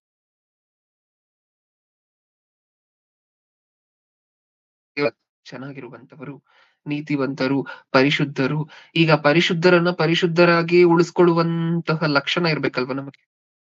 ಉಪ್ಪಿಗೆ ಅದೇ ಅಲ್ವಾ ಲಕ್ಷಣ ಇರುವಂತಹದ್ದು. ನೀವು ಉಪ್ಪಿನಕಾಯಿಗೆ ಉಪ್ಪು ಹಾಕಿಟ್ರೆ ಅದ್ ಕೆಡೋದಿಲ್ಲ. ಒಂದು ಪದಾರ್ಥಕ್ಕೆ ನೀವು ಉಪ್ಪು ಹಾಕಿಟ್ರೆ ಅದ್ ಕೆಡೋದಿಲ್ಲ. ಒಂದು ಪದಾರ್ಥಕ್ಕೆ ನೀವು ಉಪ್ಪು ಹಾಕಿಟ್ರೆ ಇರುವೆ ಹತ್ರ ಬರೋದಿಲ್ಲ. ಒಂದು ಉಪ್ಪಿನಲ್ಲಿ ಒಂದು ಲೈನ್ ಅನ್ನ ಡ್ರಾ ಮಾಡಿದ್ರೆ ಇರುವೆಗಳು ಅದನ್ನ ದಾಟಿ ಬರೋದಿಲ್ಲ ಅಥವಾ ಬೇರೆ ಬೇರೆ ಹುಳುಗಳು ಅದನ್ನ ದಾಟಿ ಬರೋದಿಲ್ಲ ಕೆಲವು ಹುಳುಗಳು. ಹೌದಾ? ಉಪ್ಪಿಗೆ ಇಷ್ಟು ದೊಡ್ಡ ಲಕ್ಷಣ ಇದೆ. ಉಪ್ಪಿಗೆ ನಮ್ಮನ್ನ ಏನಕ್ಕೆ ಹೋಲಿಸಿದ್ದಾರೆ ಅಂದ್ರೆ ಇದೇ ಕಾರಣಕ್ಕೋಸ್ಕರ. ಆ ಬ್ಯಾಕ್ಟೀರಿಯಾನೆಲ್ಲ ಕೊಂದ್ಬಿಡುತ್ತೆ ನೋಡಿ ಆ ಉಪ್ಪು ಹಾಕಿದ ತಕ್ಷಣ ನೀವು. ಆ ಉಪ್ಪಿನಕಾಯಿಯಲ್ಲಿ ಶುರುವಾಗುವಂತಹ ಬ್ಯಾಕ್ಟೀರಿಯಲ್ ಆಕ್ಷನ್ ಅನ್ನ ಸ್ಟಾಪ್ ಮಾಡ್ತು ನೋಡಿ ನೀವು ಉಪ್ಪು ಹಾಕಿದ ತಕ್ಷಣ. ಹೌದಾ? ಹ. ಇಲ್ಲೂ ಬೇರೆ ರೀತಿಯಾಗಿರುವಂತಹ ಅಪವಾದಿ ಕ್ರಿಯೆಗಳು ನಡೀತಾನೆ ಇರುತ್ತಾ ಎಲ್ಲರ ಮೇಲೂ ಸಹ ನಡೀತಾನೆ ಇರುತ್ತೆ. ನಿಮ್ಮ ಮಕ್ಕಳ ಮೇಲೂ ನಡೆಯುತ್ತಾ? ಪುಟಾಣಿ ಮಕ್ಕಳ ಮೇಲೆ ನಡೆಸ್ಲಿಕ್ಕೆ ಶುರು ಮಾಡುತ್ತಾ? ಆ ಮಕ್ಕಳಿಗೆ 2.5 ವರ್ಷ ಆಗ್ತಿದೆ ಅಂತ ಅನ್ಕೊಳ್ಳಿ. ಅಲ್ಲಿಂದ ಶುರು ಮಾಡುತ್ತೆ ಅಪವಾದಿ ಆ ಮಕ್ಕಳನ್ನ ಟಾರ್ಗೆಟ್ ಮಾಡುವಂತಹದ್ದು. ಏನಂತ? ಎಲ್ಲಿಂದ ಶುರು ಮಾಡುತ್ತೆ? 2.5, 3 ವರ್ಷ ನಿಧಾನವಾಗಿ ಎಲ್ಲಿ ಅರಿವು ಅನ್ನುವಂತಹದ್ದು ಎಲ್ಲಿ ಶುರು ಆಗುತ್ತೋ ಮಕ್ಕಳ ಮನಸ್ಸಿನಲ್ಲಿ, ಅಲ್ಲಿಂದ ಅಪವಾದಿ ಟಾರ್ಗೆಟ್ ಮಾಡುವಂತಹದ್ದು ಶುರು ಮಾಡುತ್ತೆ. ನೀವೇನ್ ಮಾಡ್ಬಹುದು? ನೀವೇ ಅಲ್ವಾ ಉಪ್ಪು. ದೇವ್ರು ಹೇಳಿರುವಂತಹ ಉಪ್ಪು ನೀವೇ ಅಲ್ವಾ? ನೀವ್ ಅಲ್ಲಿಂದ ಅಪವಾದಿ ಎಂಟರ್ ಮಾಡ್ತಿರುವಂತಹ ಎಲ್ಲಾ ಗಲೀಜನ್ನು ಸಹ ನಿಧಾನವಾಗಿ ಫಿಲ್ಟರ್ ಮಾಡಿ ಎಲ್ಲ ತೆಗ್ದಾಕೊಂಡು ಹೋಗ್ಬೋದಾ? ಒಂದು ಉಪ್ಪು ಹೇಗೆ ಬ್ಯಾಕ್ಟೀರಿಯಾನೆಲ್ಲ ಒಂದೇ ಸಾರಿ ಕೊಲ್ತಾ ಹೋಯ್ತೋ, ಅದೇ ರೀತಿ ನೀವು ತಮ್ಮ ಮನಸ್ಸಿನಲ್ಲಿ ಹುಟ್ಟುವಂತ ಕೆಟ್ಟ ಕೆಟ್ಟ ಆಲೋಚನೆಗಳನ್ನ ಅಲ್ಲಿಂದಲೇ ತೆಗೆದು ಪಕ್ಕಕ್ಕೆ ಹಾಕ್ತಾ ಹೋಗ್ತಾ ಇರ್ಬೋದಾ? ಮಾಡ್ಬೋದು. ಒಂದು ಇರುವೆ ಹತ್ರ ಬರ್ದಂಗೆ ಹೇಗೆ ಉಪ್ಪು ನೋಡ್ಕೊಳ್ತೋ, ಅದೇ ರೀತಿ ಕೆಟ್ಟ ಆಲೋಚನೆಗಳು ಅಥವಾ ಆ ವಯಸ್ಸಿನಿಂದ ಕೆಟ್ಟ ಕೆಟ್ಟ ವಿಚಾರಗಳು ತಮ್ಮ ಮೈಂಡ್ ಅನ್ನ ಪ್ರವೇಶ ಮಾಡ್ಲಿಕ್ಕೆ ಅದನ್ನ ತಡಿಬೋದಾ ನೀವು? ಹೌದು. ಆ ಶಕ್ತಿ ಇದೆಯಾ ನಿಮಗೆ? ಇದೆ. ಅದಕ್ಕೋಸ್ಕರನೇ ಅಲ್ವಾ ಉಪ್ಪಿಗೆ ಹೋಲಿಸಿರುವಂತಹದ್ದು. ಉಪ್ಪಿಗೆ ದೇವ್ರು ನಮ್ಮನ್ನ ಸುಮ್ನೆ ಹೋಲಿಸಿದಾರಾ? ತಂದೆ ತಾಯಿಯ ಚಿನ್ನಕ್ಕೆ ಹೋಲಿಸ್ಬೇಕಾದ್ರೆ, ತಂದೆ ತಾಯಿಯ ಸ್ವೀಟ್‌ಗೆ ಹೋಲಿಸ್ಬೇಕಾದ್ರೆ ನಮ್ಮನ್ನ ಸ್ವೀಟಿ ಅಂತ ಹೇಳಿ, ದೇವ್ರು ಮಾತ್ರ ಸ್ವೀಟ್‌ಗೆ ಹೋಲಿಸ್ತಿಲ್ಲ ನಮ್ಮನ್ನ. ಸಕ್ಕರೆಗೆ ಹೋಲಿಸ್ತಿಲ್ಲ ನಮ್ಮನ್ನ. ನೀವ್ ಗೊತ್ತಲ್ವಾ ಪ್ರಿಯರೇ ನಿಮಗ್ ಗಾದೆ ಎಲ್ಲ? ಸಕ್ಕರೆಗೆ ಹುಳು ಬೀಳದೇ ಇರುವಂತ ಇತಿಹಾಸ ಇದೆಯಾ ಪ್ರಪಂಚದಲ್ಲಿ? ಸಿಹಿಗೆ ಹುಳು ಬೀಳದೇ ಇರುವಂತ ಇತಿಹಾಸ ಇದೆಯಾ? ಉಪ್ಪಿಗೆ ಹುಳು ಬಿದ್ದಿರುವಂತ ಇತಿಹಾಸ ಇದೆಯಾ ಪ್ರಪಂಚದಲ್ಲಿ? ಇಲ್ಲ. ಸಕ್ಕರೆಗೆ ಹುಳು ಬೀಳದೇ ಇರುವಂತ ಇತಿಹಾಸ ಇಲ್ಲ. ಉಪ್ಪಿಗೆ ಹುಳು ಬಿದ್ದಿರುವಂತ ಇತಿಹಾಸ. ಇವಾಗ ಅರ್ಥ ಆಗೋಗಿರ್ಬೇಕಲ್ವಾ? ದೇವರು ನಮ್ಮನ್ನು ಉಪ್ಪಿಗೆ ಹೋಲಿಸಿದಾರಾ? ನಾವ್ ಎಷ್ಟು ಶ್ರೇಷ್ಠರು. ದೇವ್ರು ಎಂತ ದೊಡ್ಡ ಮೇಧಾವಿ. ದೇವರ ಆಲೋಚನೆಗಳು ಎಷ್ಟು ದೊಡ್ಡದಾಗಿರುತ್ತೆ. ದೇವರು ಒಂದು ವಿಚಾರವನ್ನ ಸತ್ಯವೇದದಲ್ಲಿ ಹೇಳಿದ್ದಾರೆ ಅಂತ ಹೇಳಿದ್ರೆ, ಅದನ್ನ ಎಷ್ಟು ಯೋಚನೆ ಮಾಡಿ, ಅದು ಎಷ್ಟು ಬುದ್ಧಿಪೂರ್ವಕವಾಗಿರುವಂತಹದ್ದಾದ್ರೆ ಸತ್ಯವೇದದಲ್ಲಿ ಅದನ್ನ ಬರೆಸ್ತಾರೆ. ಉಪ್ಪಿಗೆ ಹೋಲಿಸಿದಾರ? ಉಪ್ಪು ಬಹಳ ಬಹಳ ಬಹಳ ಬಹಳ ಬೆಲೆಯುಳ್ಳಂತಹದ್ದು. ₹15ಗೆ ಸಿಕ್ತಿರೋದಕ್ಕೋಸ್ಕರ ಅದ್ರ ಬೆಲೆ ಕಡಿಮೆ ಆಗೋದಿಲ್ಲ ಪ್ರಿಯರೇ. ಅದ್ ₹15 ಸಿಕ್ತಿದೆ ಅಂದ ತಕ್ಷಣ ಅದನ್ನ ಕೆಳಮಟ್ಟದಲ್ಲಿ ನೋಡ್ಬೇಡಿ ಉಪ್ಪನ್ನ. ಉಪ್ಪಿಲ್ಲದೆ ನಮ್ಮ ಜೀವನಗಳನ್ನ ಒಂದ್ಸರಿ ಊಹೆ ಮಾಡ್ಕೊಳ್ಳಿ. ಉಪ್ಪಿಲ್ಲದೆ ನಮ್ಮ ಜೀವನಗಳನ್ನ ಒಂದ್ಸರಿ ಊಹೆ ಮಾಡ್ಕೊಳ್ಳಿ. ಎಷ್ಟ್ ಚೆನ್ನಾಗಿರುತ್ತೆ ನಮ್ಮ ಜೀವನ. ಏನಾದ್ರು ಒಳಗಡೆ ಹೋಗುತ್ತಾ? ಏನಾದ್ರು ಒಳಗಡೆ ಹೋಗುತ್ತಾ?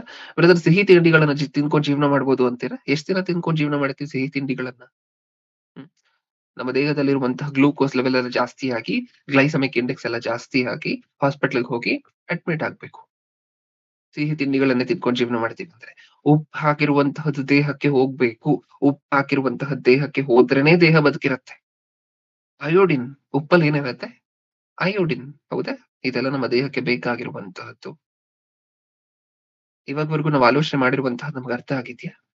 ಹೇಗೆ ಸೋಡಿಯಂ ಪ್ಲಸ್ ಕ್ಲೋರೈಡ್ ಇದೆರಡೂ ಸೇರಿ ಉಪ್ಪನ್ನ ತಯಾರು ಮಾಡುತ್ತೋ, ಅದೇ ರೀತಿ ಇಬ್ಬರು ಭಕ್ತರು ಸೇರಿದಾಗ ಒಂದು ರುಚಿಕರವಾಗಿರುವಂತಹ, ಅತ್ಯಂತ ಸ್ವಾರಸ್ಯಕರವಾಗಿರುವಂತಹ ರುಚಿಯನ್ನ ತಯಾರು ಮಾಡ್ಬೇಕು ನಾವು ದೇವರಿಗೆ. ಅದು ಫಸ್ಟ್ ಪಾಯಿಂಟ್ ಆದ್ರೆ, ಉಪ್ಪಿಗಿರುವಂತಹ ಸೆಕೆಂಡ್ ಇನ್ನೊಂದು ಗುಣಲಕ್ಷಣ ಏನು? ಉಪ್ಪು ಒಂದು ಪದಾರ್ಥವನ್ನ ಕೆಡದೆ ಕಾಪಾಡುತ್ತೆ.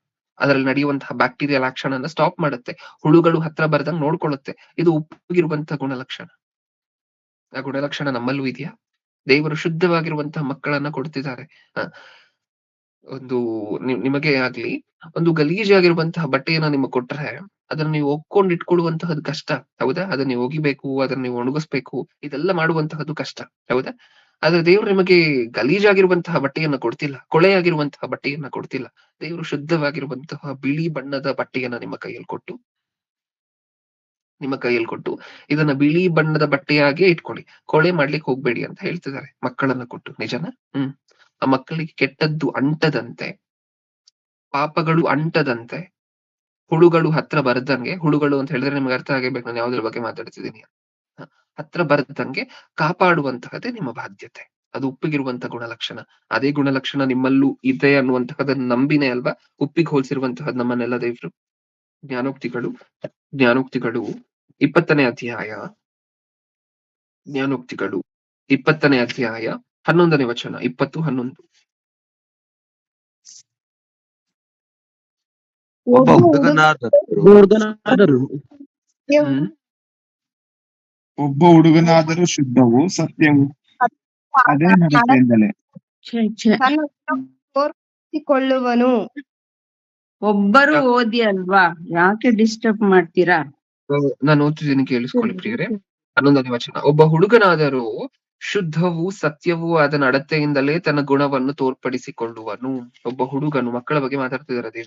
ಮಕ್ಕಳ ನಡವಳಿಕೆ ಬಿಹೇವಿಯರ್ ಅಲ್ಲಿ ಹೇಗ್ ಗೊತ್ತಾಗತ್ತಂತೆ, ಮಕ್ಕಳು ತಪ್ಪದಾರಿ ಹಿಡಿತಿದಾರ ಅಂತ ಹೇಳಿ ಹೇಗ್ ಗೊತ್ತಾಗತ್ತಂತೆ, ನೀವು ಕುತ್ಕೊಂಡು ಯಾವತ್ತಾದ್ರೂ ಪ್ರಾಪರ್ ಆಗಿ ಅಬ್ಸರ್ವ್ ಮಾಡಿದಾಗ, ಪ್ರಾಪರ್ ಆಗಿ ನೋಡಿದಾಗ ನಿಮ್ಮ ಮಕ್ಕಳ ನಡತೆಯನ್ನ ಗೊತ್ತಾಗುತ್ತೆ. ನಿಮ್ಮ ಮಕ್ಕಳು ನಡೀತಿರುವಂತಹ ದಾರಿ ಸರಿನಾ ತಪ್ಪಾ ಅಂತ ಹೇಳಿ.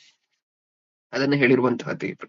ಒಬ್ಬ ಹುಡುಗನಾದರೂ ಶುದ್ಧವೂ ಸತ್ಯವೂ ಆದ ತನ್ನ ನಡವಳಿಕೆಯಿಂದಲೇ ಏನಾಗತ್ತಂತೆ, ಒಬ್ಬ ಹುಡುಗನಾದರೂ ಶುದ್ಧವೂ ಸತ್ಯವೂ ಆದ ನಡತೆಯಿಂದಲೇ ತನ್ನ ಗುಣವನ್ನ ತೋರ್ಪಡಿಸುವನು. ತನ್ನ ಗುಣವನ್ನ ತೋರ್ಪಡಿಸುವನು. ಆತನ ಗುಣ ಏನು, ಸರಿನಾ ತಪ್ಪಾ? ಈ ಗುಣ ಏನು ಅಂತ ಹೇಳಿ ತನ್ನ ನಡತೆಯಿಂದ ಗೊತ್ತಾಗೋಗುತ್ತಂತೆ. ತಂದೆ ತಾಯಂದಿರ ಕೆಲಸ ಒಂದೇ, ಅದನ್ನ ನೋಡ್ಬೇಕಷ್ಟೇ. ನೀವು ನಿಮ್ಮ ಮಕ್ಕಳ ನಡತೆಯನ್ನ ನೋಡಿದ್ರೆ ಅವ್ರು ಮಾಡ್ತಿರುವಂತ ಕೆಲಸ ಸರಿನಾ ತಪ್ಪಾ ಅಂತ ಹೇಳಿ ಗೊತ್ತಾಗೋಗುತ್ತೆ. ಅವರ ಬಿಹೇವಿಯರ್ ಅನ್ನು ನೋಡಿದ್ರೆ ಗೊತ್ತಾಗೋಗುತ್ತೆ, ಇವ್ರು ಮಾಡ್ತಿರುವಂತ ಸರಿನಾ, ಇವ್ರು ಇರುವಂತಹ ದಾರಿ ತಪ್ಪಾ ಅಂತ ಹೇಳಿ. ಆಮೇಲೆ ಸರಿ ಮಾಡ್ಕೊಡುವಂತಹದ್ದು ಈಸಿನ. ಫಸ್ಟ್ ನಿಮ್ಮ ಮಕ್ಕಳು ತಪ್ಪು ದಾರಿಲಿದ್ದಾರೆ ಅಂತ ಹೇಳಿ ನಿಮ್ಗೆ ಗೊತ್ತಾಗ್ಬೇಕು. ಗೊತ್ತಾದ್ರೆ ಆ ತಪ್ಪು ದಾರಿಲಿ ಇರುವಂತವರನ್ನ ನೀವು ಸರಿ ಮಾಡ್ಕೊಡುವಂತ ಶಕ್ತಿ ಇರುತ್ತೆ ನಿಮ್ಗೆ. ಗೊತ್ತಾಗ್ಬೇಕಲ್ವಾ, ಫಸ್ಟ್ ಇವ್ರು ಮಾಡ್ತಿರುವಂತಹ ತಪ್ಪು ಅಂತ ಗೊತ್ತಾಗ್ಬೇಕಲ್ವಾ.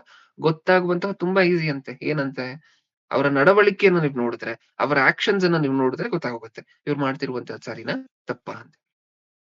ನಿಮಗೆ ಅಲ್ವಾ ಐಡೆಂಟಿಫೈ ಮಾಡ್ಲಿಕ್ಕೆ ಮೊದಲು ಗೊತ್ತಾಗುವಂತಹದ್ದು.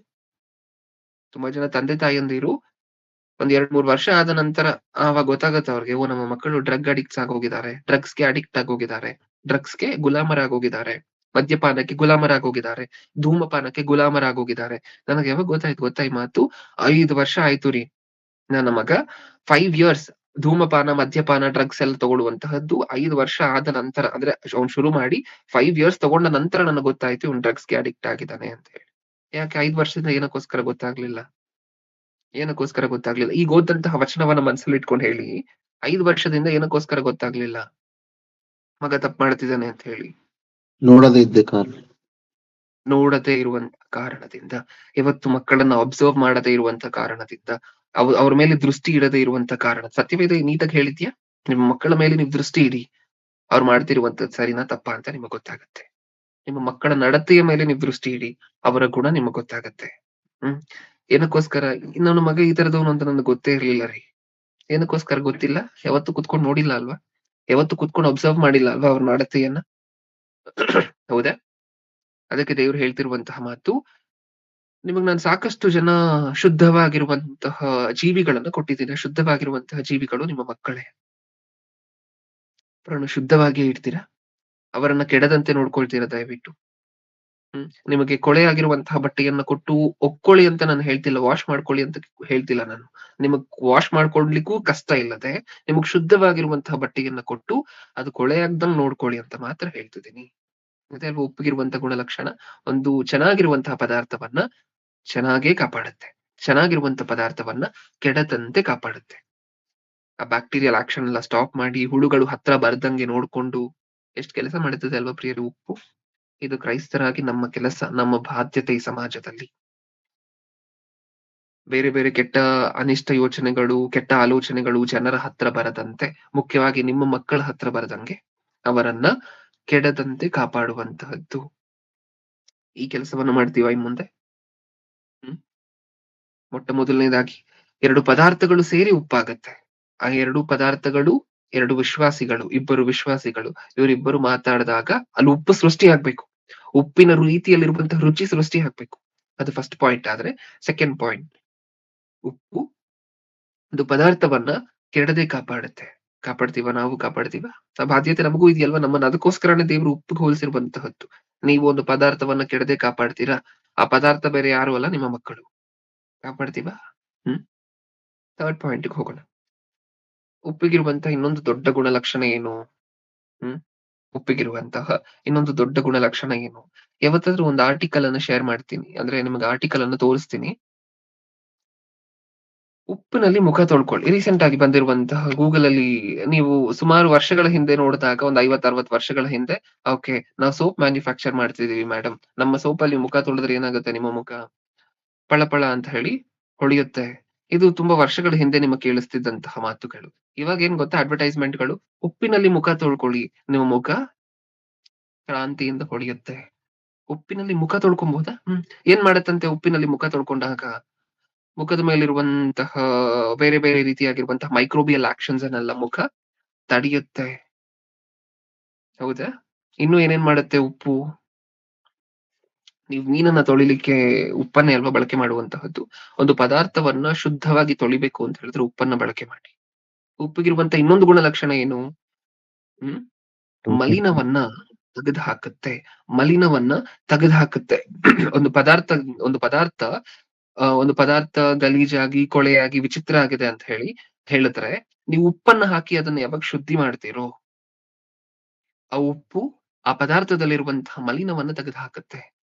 ಕೊಳೆಯನ್ನ, ನೀವು ಮೀನನ್ನ ತೊಳಿಲಿಕ್ಕೆ ಅದಕ್ಕೋಸ್ಕರನೇ ಉಪ್ಪನ್ನ ಬಳಕೆ ಮಾಡುವಂತಹದ್ದು. ಆ ಮೀನಿನ ಮೇಲೆ ಬೇರೆ ಬೇರೆ ರೀತಿಯಾಗಿರುವಂತಹ ಪಾಚಿ ಇರುತ್ತೆ. ಅದನ್ನ ನಾವು ಆಲ್ಗೆ ಅಂತೆಲ್ಲ ಕರಿತೀವಿ. ಬೇರೆ ಬೇರೆ ರೀತಿಯಾಗಿರುವಂತಹ ಪಾಚಿ ಇರುತ್ತೆ. ಹೌದಾ? ಅದು ನೀರಲ್ಲಿ ವಾಸ ಮಾಡ್ಬೇಕಾದ್ರೆ ಆ ಬಾರ್ಡರ್ಸ್ ಅಲ್ಲಿ ಏನೇನು, ಯಾಕಂದ್ರೆ ಆ ಗೋಡೆಗಳ ಮೇಲೆಲ್ಲ, ಅಥವಾ ಅದು ಬಂದು ಅದೊಂದು ಕೆರೆಯಲ್ಲಿದೆ ಅಂತ ಹೇಳಿದ್ರೆ ಸೈಡ್ ಅಲ್ಲಿ ಇರುವಂತಹ ಪದಾರ್ಥಗಳು ಹೇಗಿರುತ್ತೆ ಅಂತ ಹೇಳಿ ನಿಮಗೆ ಗೊತ್ತು. ಆ ಗೋಡೆಯಲ್ಲಿ ಕಟ್ಕೊಂಡಿರುವಂತಹ ಆಲ್ಗೆ ಆಗಿರ್ಬೋದು, ಪಾಚಿ ಆಗಿರ್ಬೋದು, ಗೊತ್ತಾ? ಅದೆಲ್ಲ ಮೀನ್ ಮೇಲೆ ಇರುತ್ತೆ. ಯಾಕಂದ್ರೆ ಮೀನುಗಳು ಸಾಧಾರಣವಾಗಿ ಮೊಟ್ಟೆ ಇಡ್ಲಿಕ್ಕೆ ಕಾರ್ನರ್ಗೆ ಹೋಗುತ್ತೆ. ಆ ಕಾರ್ನರ್ಗೆ ಹೋದಾಗ ಮೀನಲ್ಲಿ ತುಂಬಿಕೊಂಡಿರುವಂತಹ ಅಶುದ್ಧಗಳು ನಾವ್ ಹೇಳಲಿಕ್ಕೆ ಆಗೋದಿಲ್ಲ. ಅದ್ರ ಸ್ಕಿನ್ ಮೇಲೆ ಅಷ್ಟೊಂದ್ ಇರುತ್ತೆ. ಅದನ್ನ ನೀವು ಹಾಗೆ ತಿಂದ್ರಿ ಅಂತ ಅನ್ಕೊಳ್ಳಿ, ತೊಳಿದೆ ಸರಿಯಾಗಿ, ಅದನ್ನ ಮೇಲಿರುವಂತಹ ಲೇಯರ್ ಅನ್ನ ಶುದ್ಧಿ ಮಾಡದೆ ಹಾಗೆ ತಿಂದ್ರಿ ಅಂತ ಅನ್ಕೊಳ್ಳಿ, ಹೊಸ ಹೊಸ ರೋಗಗಳು ಉಟ್ಕೊಳ್ಳುತ್ತೆ. ಗೊತ್ತಾ ನಮಗೆ? ಇವಾಗ ಏನ್ ಮಾಡ್ತೀರಾ?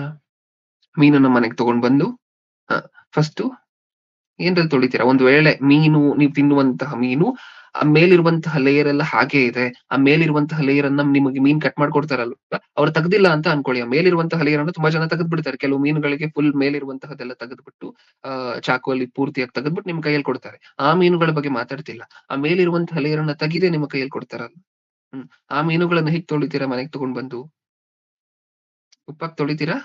ಕಲ್ಲುಪ್ಪು. ಏನಕ್ಕೋಸ್ಕರ ಕಲ್ಲುಪ್ಪಾಕ್ ತೊಳಿತೀರಾ? ಏನಕ್ಕೋಸ್ಕರ?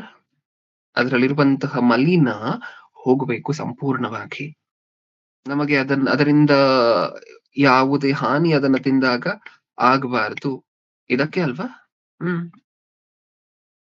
ಹಾಗಾದ್ರೆ ಉಪ್ಪಿಗಿರುವಂತ ಇನ್ನೊಂದು ಗುಣಲಕ್ಷಣ ಏನು ಅಂತ ಹೇಳಿ ನಮಗೆ ಅರ್ಥ ಆಗ್ತದೆ. ಒಂದು ಪದಾರ್ಥಕ್ಕಿರುವಂತಹ ಮಲಿನ, ಒಂದು ಪದಾರ್ಥಕ್ಕಿರುವಂತಹ ಕೊಳೆ, ಅಥವಾ ಒಂದು ಪದಾರ್ಥಕ್ಕಿರುವಂತಹ ಅಶುದ್ಧತ್ವವನ್ನ ತೆಗೆದು ಹಾಕುತ್ತೆ.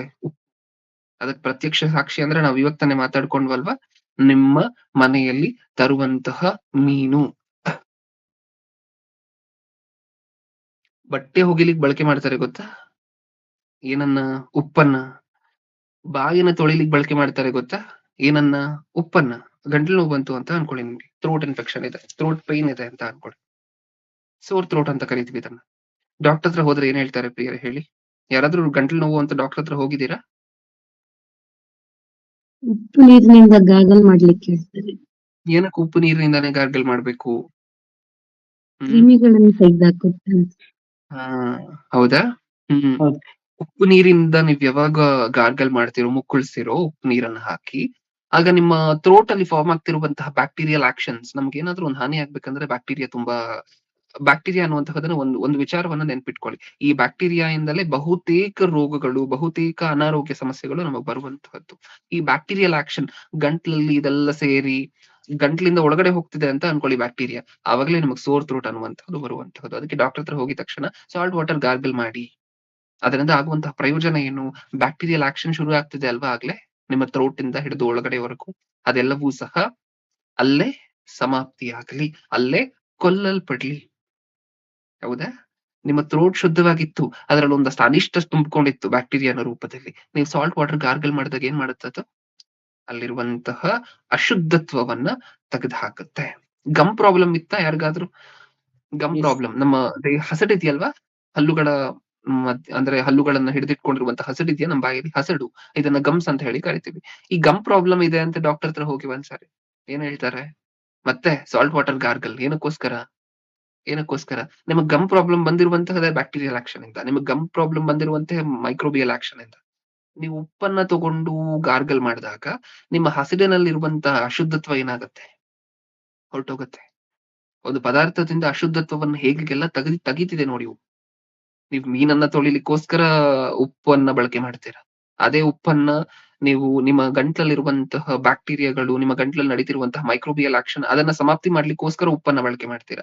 ಗಮ್ ಪ್ರಾಬ್ಲಮ್ ಇರುವಂತವ್ರು ಉಪ್ಪನ್ನ ಬಳಕೆ ಮಾಡ್ತಾರ. ಅದೇ ಹೇಳಿದ್ನಲ್ವಾ, ಯಾವತ್ತಾದ್ರೂ ಒಂದು ಡೀಟೇಲ್ ಆರ್ಟಿಕಲ್ ಅನ್ನ ನಿಮ್ಮ ಮುಂದೆ ಹಾಕಿ ಪ್ರೆಸೆಂಟ್ ಮಾಡ್ಲಿಕ್ಕೆ ಪ್ರಯತ್ನ ಪಡ್ತೀನಿ. ಅದ್ರಲ್ಲಿ ಸ್ಪಷ್ಟವಾಗಿದೆ ಏನೇನಕ್ಕೋಸ್ಕರ ಯಾವ್ದ್ಯಾವ್ದರಿಂದ ಮಲಿನವನ್ನ ತೆಗೆದು ಹಾಕ್ಲಿಕ್ಕೆ ಉಪ್ಪು ಕೆಲಸಕ್ಕೆ ಬರುತ್ತೆ. ಎಂತ ಮಲಿನವನ್ನ ಬೇಕಾದ್ರೂ ಉಪ್ಪು ತೆಗಿಬಹುದು ಗೊತ್ತಾ? ಆ ಶಕ್ತಿ ಇದೆ ಉಪ್ಪಿಗೆ. ಸಕ್ಕರೆಗೆ ಆ ಶಕ್ತಿ ಇಲ್ಲ. ಉಪ್ಪಿಗೆ ಎಷ್ಟು ಅಶುದ್ಧತ್ವ ಇದ್ರು ಒಂದು ಪದಾರ್ಥದಲ್ಲಿ ಅದನ್ನ ತೆಗೆಯುವಂತಹ ಶಕ್ತಿ ಇದೆ ಉಪ್ಪಿಗೆ. ಅಷ್ಟು ಶ್ರೇಷ್ಠವಾಗಿರುವಂತಹ ಉಪ್ಪಿಗೆ ನಮ್ಮನ್ನ ಬಳಕೆ ಮಾಡಿದ್ದಾರೆ. ನಮ್ಮನ್ನ ನಂಬಿ ದೇವರು ನಿಮ್ಮನ್ನ ಉಪ್ಪಿಗೆ ಹೋಲಿಸ್ತಿದ್ದೀನಿ. ಏನಕ್ಕೋಸ್ಕರ ಗೊತ್ತಾ? ಏನಕ್ಕೋಸ್ಕರ? ಉಪ್ಪು ಹೇಗೆ ಅಶುದ್ಧತ್ವವನ್ನ ತೆಗೆದುಹಾಕತ್ತೋ ಹಾಗೆ ಜನರ ಮನಸ್ಸಿನ ಒಳಗಡೆ ತುಂಬಿಕೊಂಡಿದೆ ಅಶುದ್ಧತ್ವ ಪ್ರಸ್ತುತ ಕಾಲದಲ್ಲಿ. ಮಾರ್ಕನು ಬರೆದ ಸುವಾರ್ತೆ 7:21, 7ನೇ ಅಧ್ಯಾಯ 21ನೇ ವಚನ.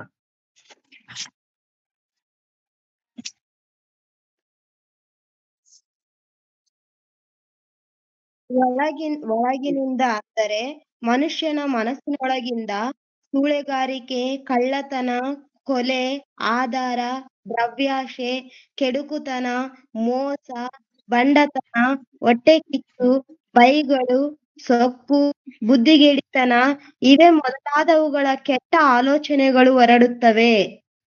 ಈ ಕೆಟ್ಟ ಏನರ್ಥ ಆಯ್ತು? ಸಾಕು ಪ್ರಿಯ. ಏನರ್ಥ ಆಯ್ತು ನಮ್ಗೆ ಇದರಿಂದ?